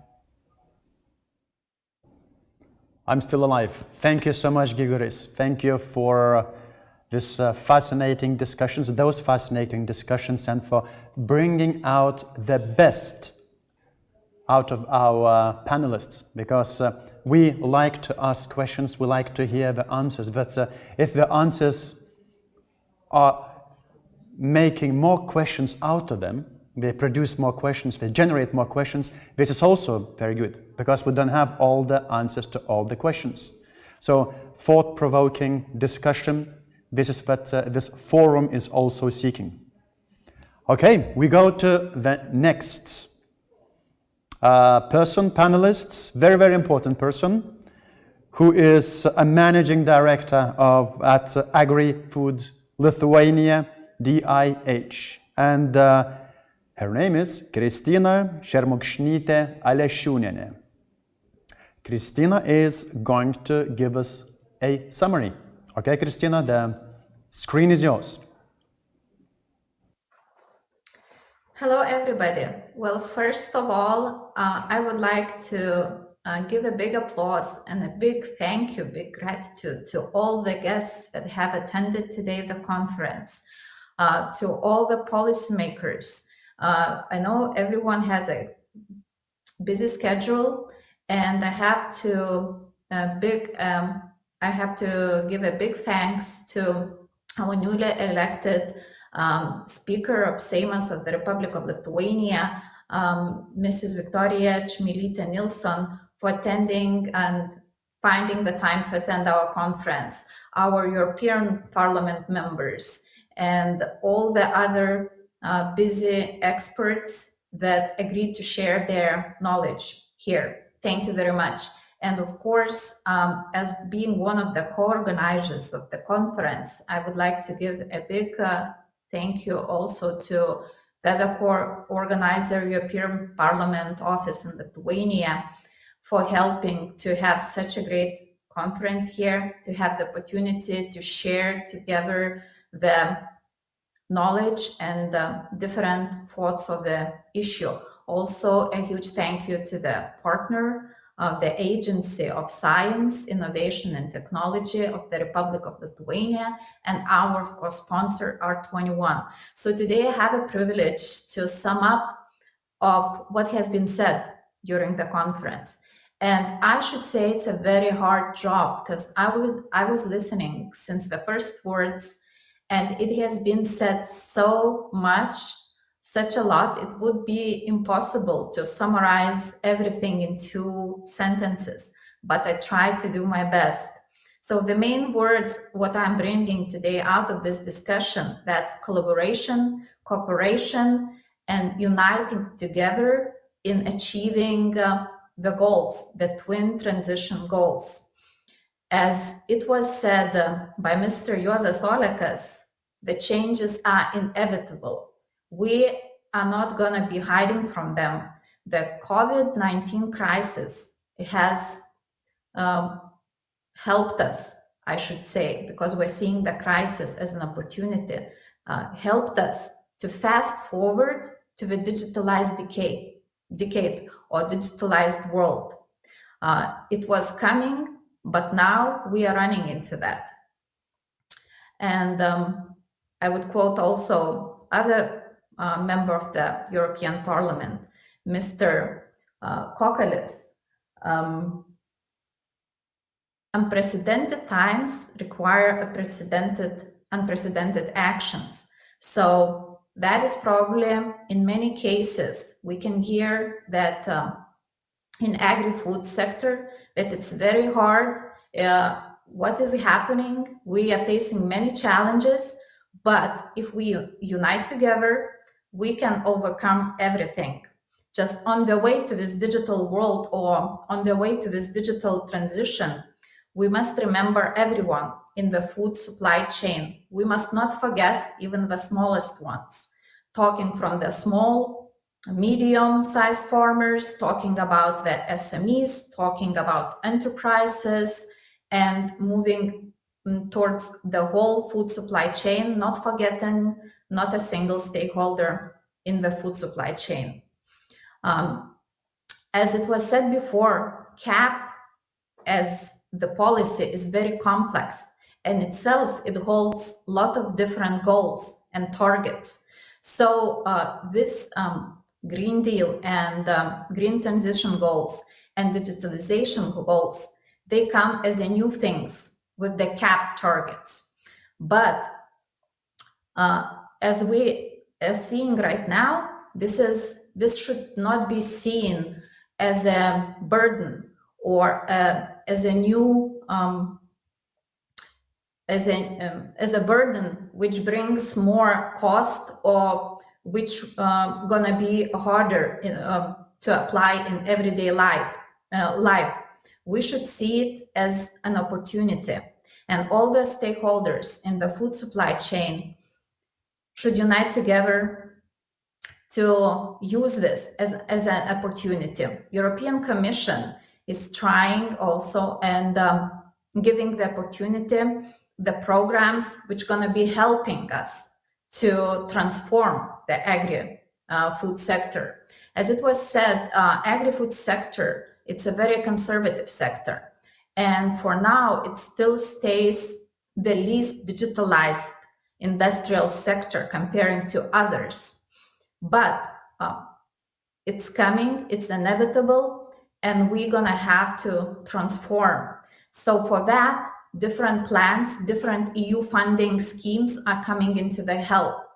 As it was said by one of the European Parliament members, European member states are giving the privilege, or they are able to decide how they're going to be implementing the policy. How can they be creating the strategy? And it's also inevitable, and it's a must. Each member state is going to be creating the digitalized strategy or Green Deal and digitalized strategy, transforming strategy for the twin transition. So it is very important, as it was said by Ms. Blaga Valentinova Popova, that we are moving towards European single market, which is going to be sustainable and digital. And while we're doing that, it's very clear that agri-food sector is going to be facing also the challenges. At the same time, moving to the single market, still we're going to have to stay economic, to keep the economic sustainability, social sustainability, environmental sustainability. So that means creating a truly sustainable food system, a truly sustainable food ecosystem. So what are the main stakeholders, or what are the main players on the food supply chain that we are talking about? So first of all, we're talking about the primary production, right? About the farmers. And as I said, we must not forget the small ones, the medium-sized farmers. I think those farmers even can benefit the most out of the digitalization. They can even, the digitalization for farmers can become a really everyday work tool. We are talking about the manufacturing, also one of the main stakeholders, not forgetting the logistics in food supply chain, and not forgetting the packaging going to the HoReCa and consumers. Consumers' behaviors also are affecting the food supply chain very much because of their changing behavior, because of also the crisis that brought different behavior in the consumers. So digitalization could help to bring more value to the food supply chain. So who can play the critical role, or who plays the critical role in digitalization? First of all, as it was mentioned by Mrs. Maria Lisa, we must turn to the policymakers, or to policy and regulations. Then we have to go to the change drivers. Change drivers such as, for example, clusters, SMEs, startups, organizations working with education in the digitalization and the Green Deals, and bioeconomy, of course. We must not forget that the triangle of the cooperation, that's business, research and education, that's another very important matter. And this triangle is very crucial in the path towards the digitalization and reaching the green goals. One of the, as it was mentioned before, one of the main tools as European Commission is proposing to achieve the digitalization goals in the Digital Europe program, that's digital innovation hubs. We're going to be talking a lot more about them tomorrow, but just for the short preview, that's one of the tools that European Commission is providing for all the sectors, not only the agri-food sectors, to help the stakeholders in their journey towards the digitalization. So what we're going to be digitalizing? We've heard today a lot about different technologies like drones, spectroscopy, Raman, collecting data, sensors. We've heard even about the robotics, which is already moving not only in the whole European Union, moving very fast with the robotics, but also in Lithuania, we are seeing the first signs of that. And also with the COVID crisis, we're seeing that robotics, when it used to be just a science fiction, right now is becoming another new normal thing, as we're saying, a normal tool for working.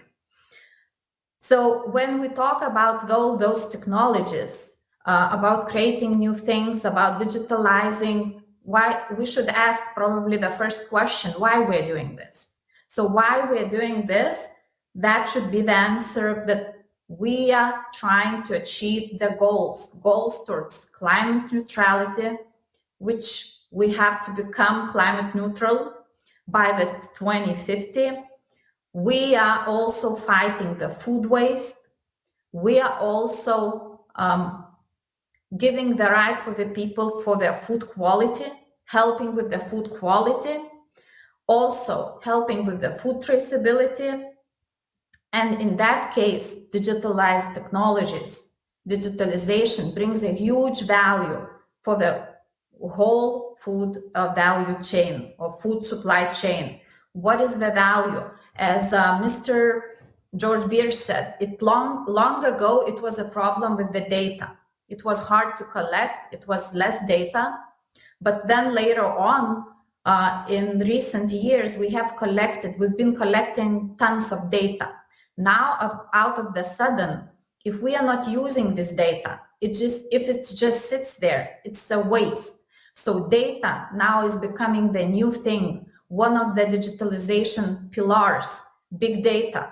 With this data, artificial intelligence jumps in, and artificial intelligence helps or will help us in not only in everyday operations, but also in predicting things, in helping us to react very quickly to the market demands, in predicting crisis, in predicting your everyday operation on your business. And of course, the last but not the least, the technology. What's the value of the digitalization? It brings you closer to the customer. So you can feel your customer, how they work, how they react to everything. So whole food supply chain, by the help of the digitalization, can become more valuable and could be connected, not only by the data, but sharing by the data, sharing the knowledge between different stakeholders, and having the feeling that working together and working united. And of course, we must not forget, as Mr. Vidmantas Janulevičius said, agri-food sector, it's an industrial also sector, and it's very important sector. So we digitalization also will bring us the opportunity to work with as a cross-sectoral sectors and share the knowledge between sectors and bring the knowledge towards agri-food sector from other sectors in order to have even bigger value in the food supply chain. So in this case, technology becomes the moving force towards the innovation, what we are all achieving for every years. Even more innovation, even more sustainability, even more transformation of the food sector. And to sum up, as our newly elected Speaker of Seimas of the Republic of Lithuania, Mrs. Viktorija Čmilytė-Nilsson said, this is the opportunity for Lithuania to stand out as one of the leaders in help for the whole European Union agri-sector to recover after the COVID crisis, and to show that we are willing to implement digital technologies. We are willing to reach the set up green goals, and we are willing to work both. What's the most important? We are willing to work together, united as one. So thank you for the listening, and enjoy the rest of the conference. And tomorrow we will meet again. Thank you so much. Thank you so much, Kristina, for great summary, for your insights, and for also reminding the participants of the forum that, yes, come back tomorrow. Tomorrow is going to be the second day. Nevertheless, we still have one more presentation. And we will be looking at innovation in the face of crisis. This is how it's called.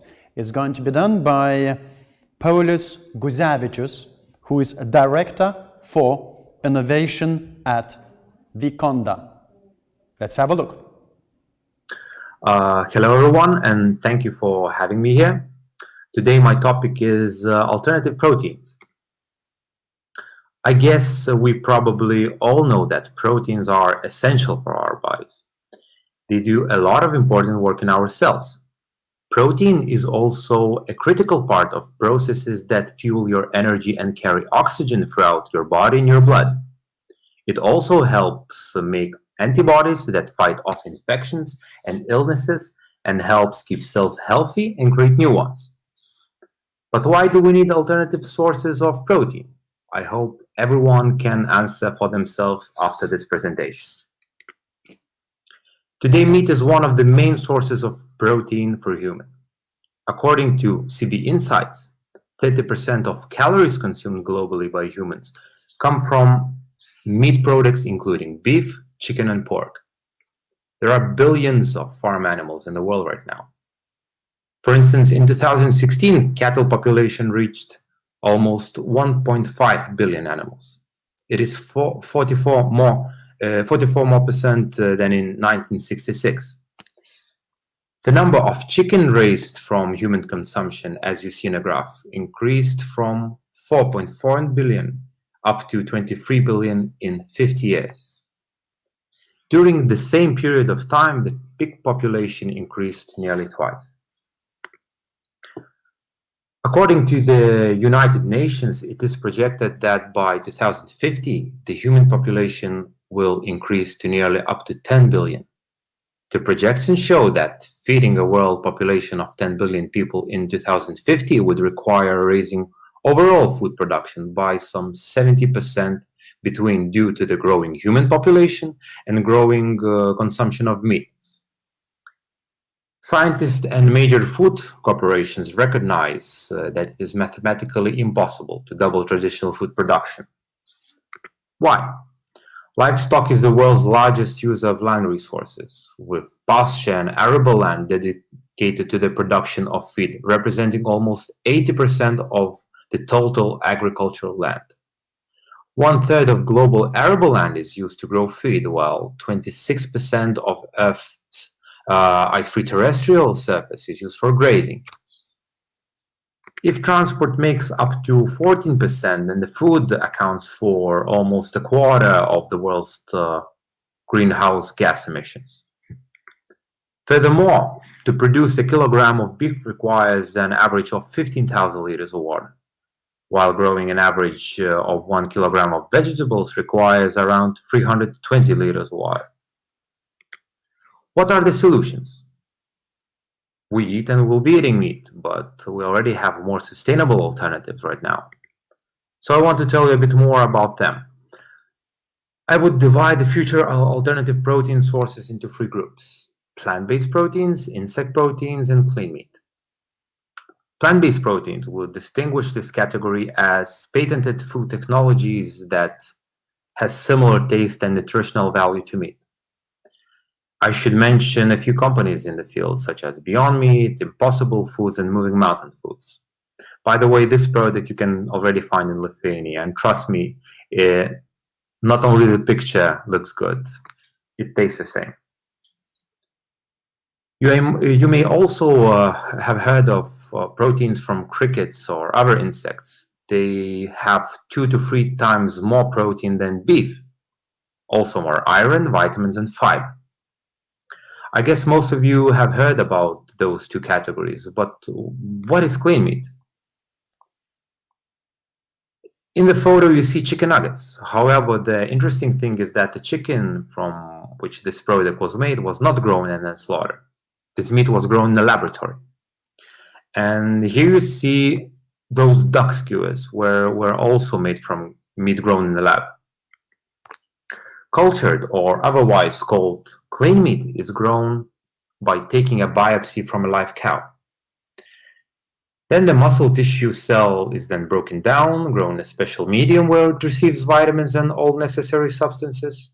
It is then grown in a bioreactor until muscle tissue is formed, which is a major component of the meat we eat today. Biologically exactly the same as meat tissue obtained from the cow or other animal. Up to 2,000 kilograms of meat can be grown from only 1 biopsy. And these technologies do not need to be mixed with genetically modified products. It's absolutely different. The pioneer of the application of this technology in food is a scientist from Netherlands, Professor Mark Post. So it is also a co-founder of famous startup Mosamid. This product was first introduced in 2013 during a television show. This has led hundreds of scientists around the world to develop foods using this technology. Benefits of all this. Although the product is not yet available on the market, the projected environmental impact of such meat is drastically lower than the traditional farm meat. Also, such meat does not have antibiotics or other additives, so that's why it's called clean meat. And yet, the exact impact on the environmental is not yet completely clear, as we do not have this technology in mass production. On top of all that, this category has more challenges to face, like price. In 2013, such a burger cost over $300,000. However, the huge interest of scientists and Expectation of investors help to make this technology significantly cheaper, as you see. However, the price is not yet competitive in comparison to traditionally farmed meat, and this is a challenge. Another thing that the skeptical attitude of a significant proportion of consumers. How would probably everyone question what are the short and long-term effect to our health, as well as texture. To date, there is no way to fully restore the structure of the meat tissue. But the technology is evolving rapidly, and several companies from Southeast Asia, Europe, US already have product for sale today. They're limited by governmental regulations, but it is predicted that we will be able to buy such product in a retail in next 10 years. Startups apply this technology not only to the meat industry, but also to seafood. And all this has already received the attention of investors. For instance, Wildtype. They grow salmon meat in a lab. Investors' expectations are high. In less than 10 years, $16 billion has been invested in clean and plant-based meat. Among investors can be found such celebrities as Richard Branson, Bill Gates, etc. But most interestingly, the main investors and the investors with the highest expectations are the largest agriculture and meat processing companies like Cargill, Tyson Foods, PHW. As you see, Cargill and Tyson Foods both invested in leading lab-grown poultry and pork startup from Silicon Valley, Memphis Meat. Also, Tyson Food is one of the main investors to world's leading plant-based meat producer, Beyond Meat. Alternative protein topic is also receiving increasing attention among celebrities who has a huge influence on the society today. And my question, what will you be eating in the next 10 years? Thank you. Thank you so much. We spoke about food, a lot of food, but let's don't go to have some food yet. Let's do lunch. We have to go through another very, very important event of our forum. Let's not only talk about change, but let's talk about the change which is happening now. And now we're going to be presenting the winners of our change makers. It is going to be the final of the online hackathon, Hack AgriFood 20. As you can see here, we have, oops, wrong hand. You can see here we have sponsors and AgriFood Lithuania Digital Innovation Hub. Then it with help of Smart Foods Cluster Lithuania, Food Products Quality Cluster Latvia, Food Cluster Austria, Food Service Cluster Spain, Packaging Cluster Spain, EIT Food Regional Innovation Scheme, MITA, Art21, Smart Agri Hubs, and Startup Lithuania. All of them being involved in organizing 2 hackathons in the span of at least 2 last months. So I will tell a little bit about this all adventure. 35 teams in total have participated in the hackathons from 15 different countries.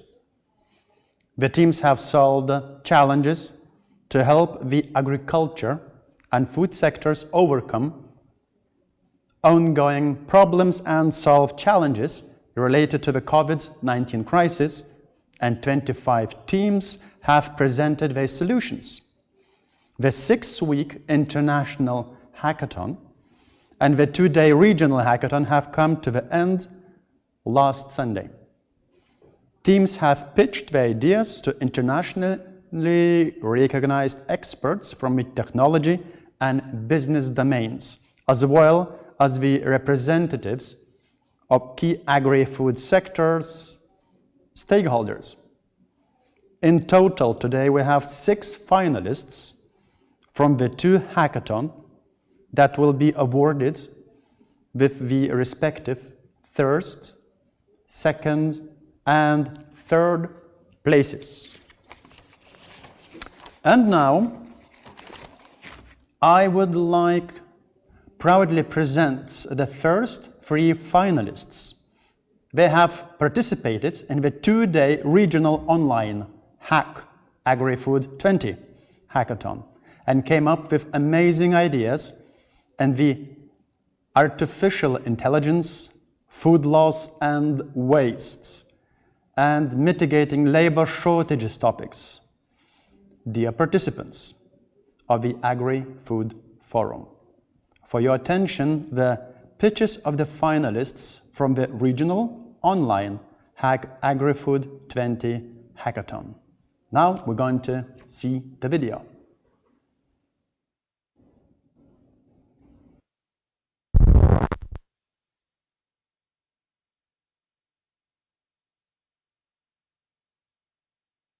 So the challenges, we are trying to work with the ripening direction of the fruits, and we are trying to come out with the AI solution for that. And I have kind of experience in social media and marketing and informatics and science and research, whereas I have other 2 members, Dr. Arun Murugan, who is basically with KTH and who is also an expert in AI method development, and also with other analysis, spectroscopic analysis and so on. And Mr. Ravi Anton Swami, who was working with Google and also is an AI expert and machine learning and big data expert, and also a mobile data developer. Yeah. So the problem is, like, we have a lot of because of the less direction of fruits, we have a lot of information. We have a lot of information loss, and at the same time, since we are unable to do so, that also food loss and economic loss. That's the major concern across the globe. And at this COVID situation, it's a very important issue to be addressed. So we are coming out with a mobile data method and the spectral data approach, in which we will use the mobile application or the mobile app using mobile camera with image analysis plus spectral data analysis, and also we will use AI method for the detection of to make it in agriculture. And our target audience are agricultures and end consumers, and the monetization comes from download of apps, advertisements, and from supermarkets. And we haven't talked about investment, even though we think about 50K being the thing. As of now, we have only the human resources being the infrastructure.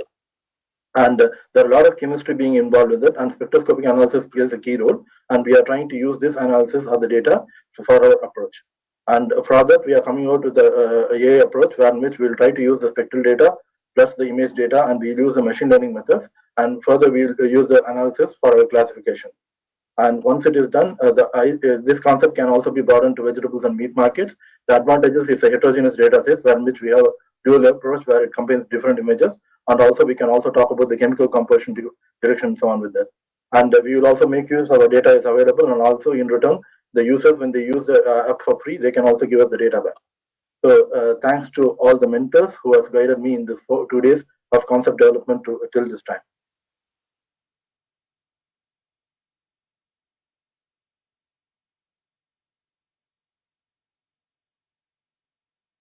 So let's start with an app, Smart Tomato, the team behind Remigius, Laura, and me, Kristina. Our challenge today is to fight post-harvest food loss, or PHL. We did our research and we have numbers to prove this. The biggest part of PHL, grapefruits and vegetables. As you know, food waste is all around the media. One of the biggest problems from primary research mentioned was rotten fruits and veggies, which obviously also decreases farmers and their shareholders' revenues. Problem: how to evaluate food ripeness accurately and reduce post-harvest food loss. Solution: Smart Tomato, an app that tells you whether fruits, vegetables are ripe or not. I'll explain you how it works with apples. You take a picture of an apple, one snapshot of one apple in the box is enough. You don't need to take a picture of every single apple in the box, because this works based on AI. Technology will take care of you all the way through.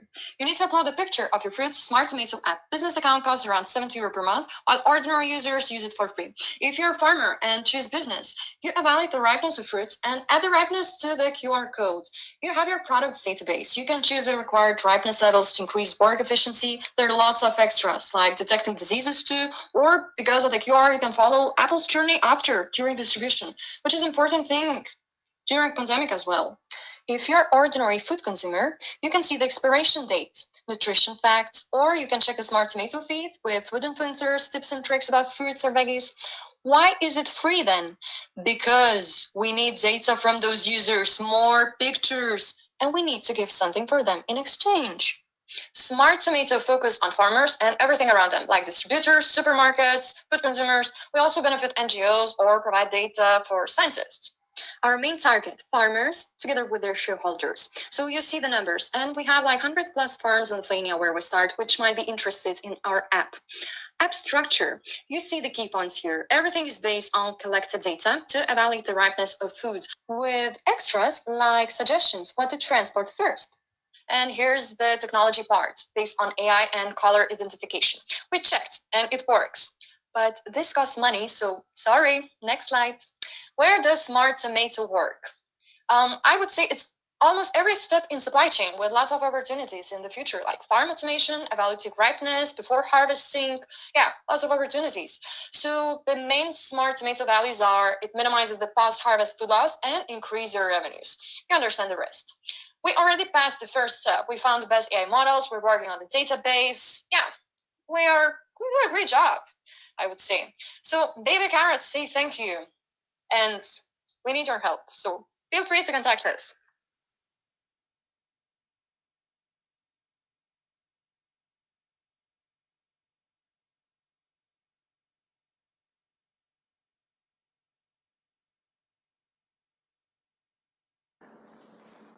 Berrybot is an autonomous strawberry picking robot which does so with the help of artificial intelligence. The market problem is huge. Farmers always have problems with labor, especially in the European Union region, and now with the pandemic, the problem has become bigger.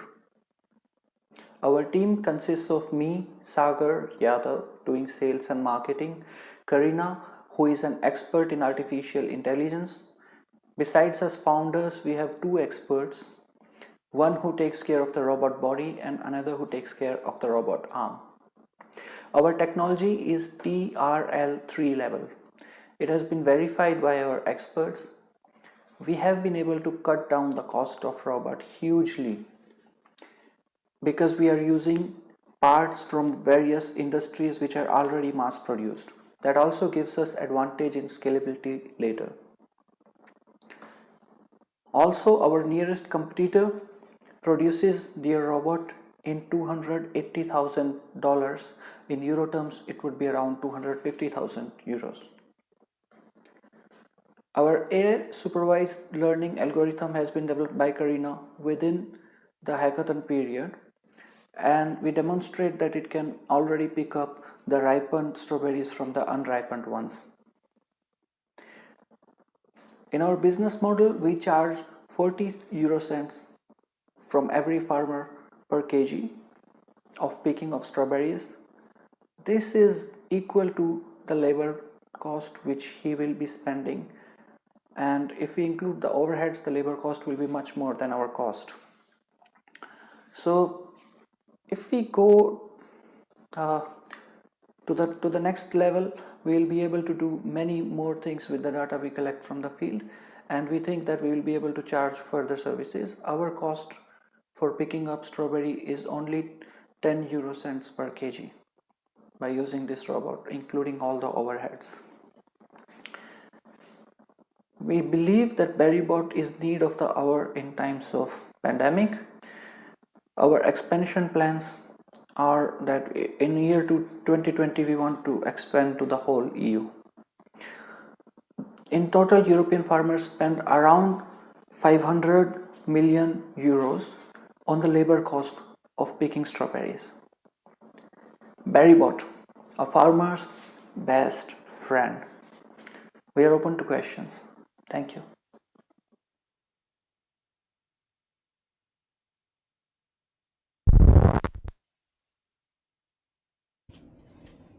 Thank you so much. And here we go. The moment of truth. The third place goes to AI for fruits. AI for fruits. It is an artificial intelligence model using heterogeneous data for non-invasive fruit ripeness detection and decision-making for sustainable agriculture. Congratulations, you have won 500 euros. The second place goes to Berrybot, affordable strawberry picking services using AI-enabled autonomous robots. They farming as a service model solves farm labor shortages during pandemic and post-pandemic economy, and farmers require to upfront investments. Congratulations, you have won 1,000 euros. And the winner is Baby Carrots, with a AI-based app, Smart Tomato LT. Provides information about the fruits and vegetables, ripeness levels, which enable farmers to plan their workload and distribute their goods at the most optimal time. Congratulations, you have won 2,000 euros. Congratulations to all of the teams that participated in the hackathon. We wish you the best of luck and, most importantly, continue developing your ideas. Also, in addition to those prizes, one team is receiving the special prize from EIT, Food Regional Innovation Scheme. And that prize goes to Berrybot team. Thank you, EIT Food, for sponsoring this prize. The team receives additional 500 euros. Now moving to the international online hack AgriFood 20 hackathon, proudly presenting the 3 finalists that have devoted 6 weeks of their time to participate in the event. Ladies and gentlemen, for your attention, the solutions for reusing by products from oil or juice production, locally produced non-soya plant proteins, and vertical farming. Let's watch the video.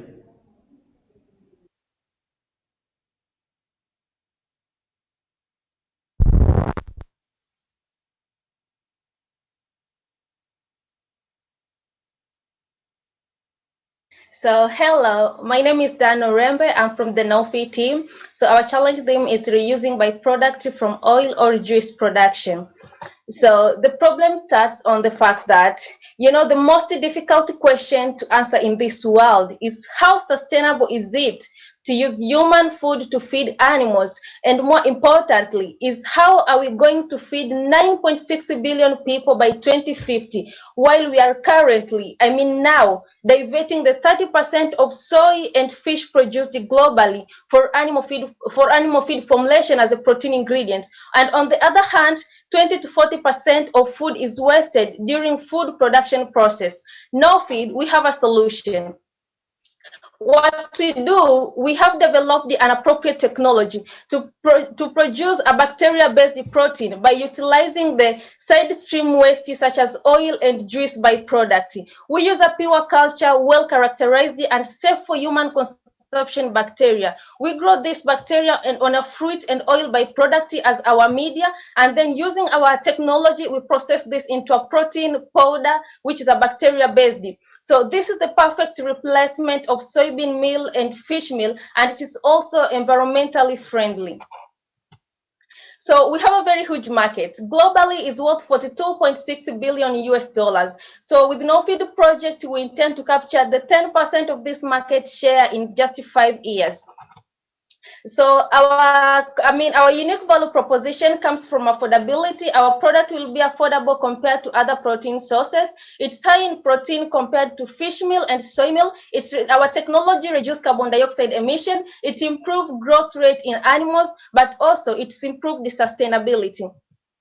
So our business model is B2B, meaning we'll be selling protein product to animal feed manufacturers for $1 per kilogram. So the good news is that EU regulations support the use of these novel ingredients such as bacteria-based protein, but also the yeast. So what we'll need is a European feed ingredient safety certification to be able to operate in EU. But other regulations are such as the 2019, 209, 208, and 215. So to help us make this possible, we are requiring a funding of 100,000 euros to develop a prototype and test the concept, but also to partner with feed specialists and animal feed specialists and protein specialists and researchers. Meet our dream team. There is me, microbiologist. We have a qualified environmental economist who is Mr. Otaigo, but also we have an advisor who is a biotechnologist, Professor Mshadete. Thank you so much. We are open for questions.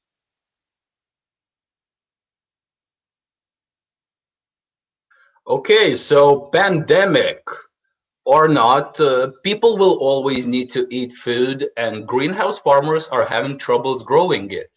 So today, the most popular growing method is hydroponics.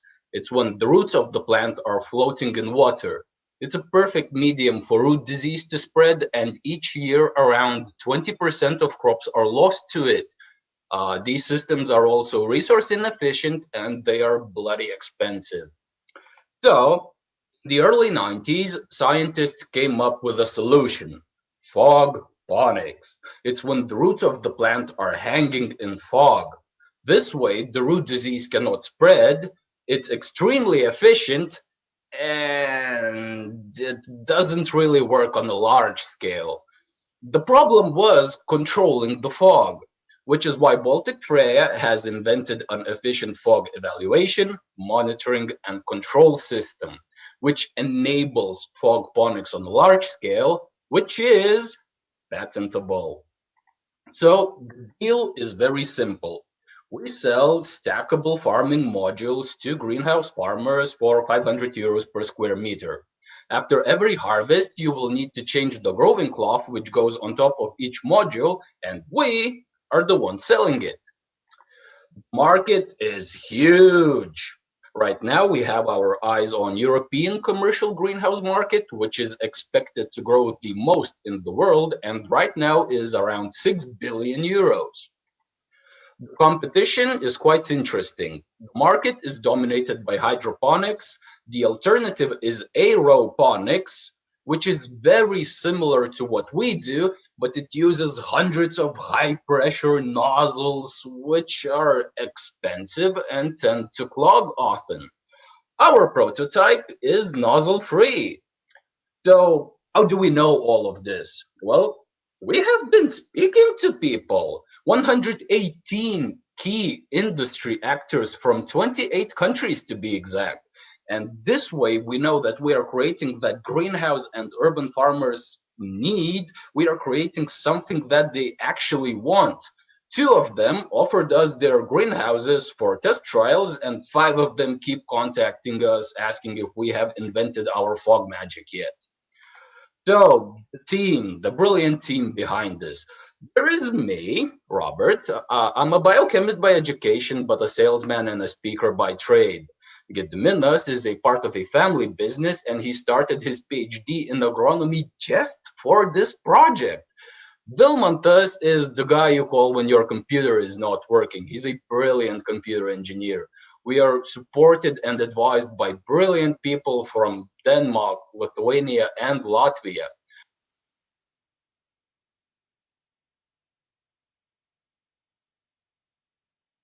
Hi, I'm Dr. Reena Sharma, co-founder of Shandy Global. Shandy is a plant-based meat alternate company with a mission to help everyone in reducing meat consumption without compromising taste and nutrition. Despite of thousands of plant-based meat alternate available in market, meat sale is still rising. That means plant-based meat alternates sold in market are not yet consumed by most of the people. There are 3 problems holding back most consumers to buy plant-based meat alternate. 90% consumers cannot afford these products. and those who can pay extra do not want to compromise with taste they love. Those who dare to pay 4 times price than meat and sacrifice their food want something really healthy. But after looking at the ingredient list containing added flavors and artificial additives, they consider these products just another processed food. In the world with huge economic inequalities and enormous diversity of food, adjusting products are bound to fail in replacing meat and save the planet. Planet Earth cannot wait till world economy to rise at level when everyone can afford $15 burger 3 times a day. We need to act now and stop meat.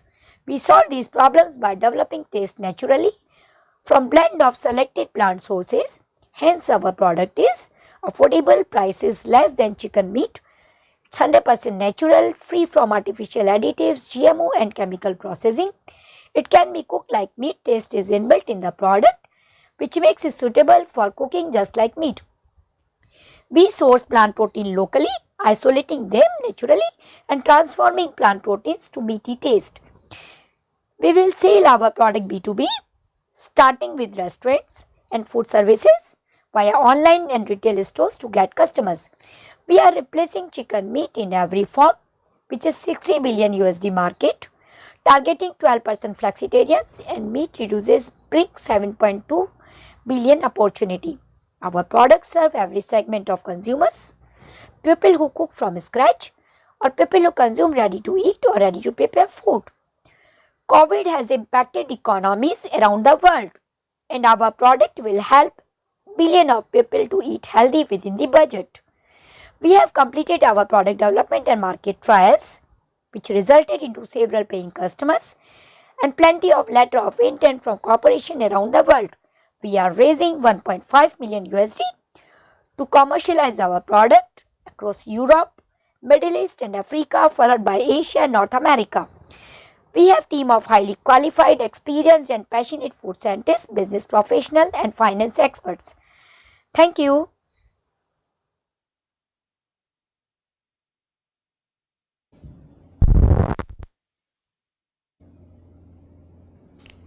Truly amazing ideas by the teams. No wonder it caught the eye of everyone in the jury. Without further ado, the third place goes to Baltic Freya. They are a clean tech, agri-tech startup which is creating modular farming systems that use fog to deliver water and nutrients for growing food plants. Congratulations, you have won 2,000 euros. The second place goes to Nov Feed. They have developed appropriate technology to utilize industrial side stream waste to produce bacteria-based protein as a replacement of soybean and fish meal in animal feed formulation. Congratulations, you have won 3,000 euros. And the first place goes to Shandy Global. They have developed an affordable and natural plant-based meat substitute, which can be cooked just like meat, so that plant-based diet can become preferably daily meal for everyone. Congratulations! You have won 5,000 euros. A sincere thank you to all of the teams that have been participating in the hackathons.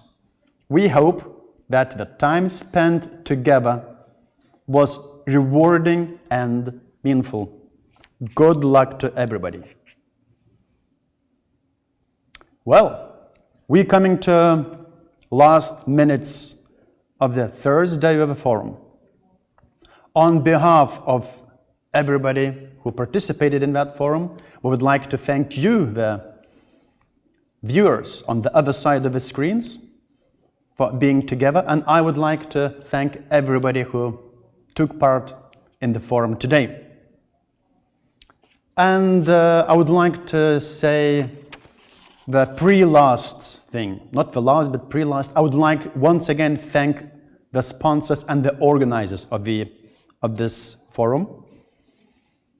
The forum is organized by AgriFood Lithuania, a digital innovation hub that brings together major research, business, and public stakeholders in Lithuania. The European Parliament office in Lithuania.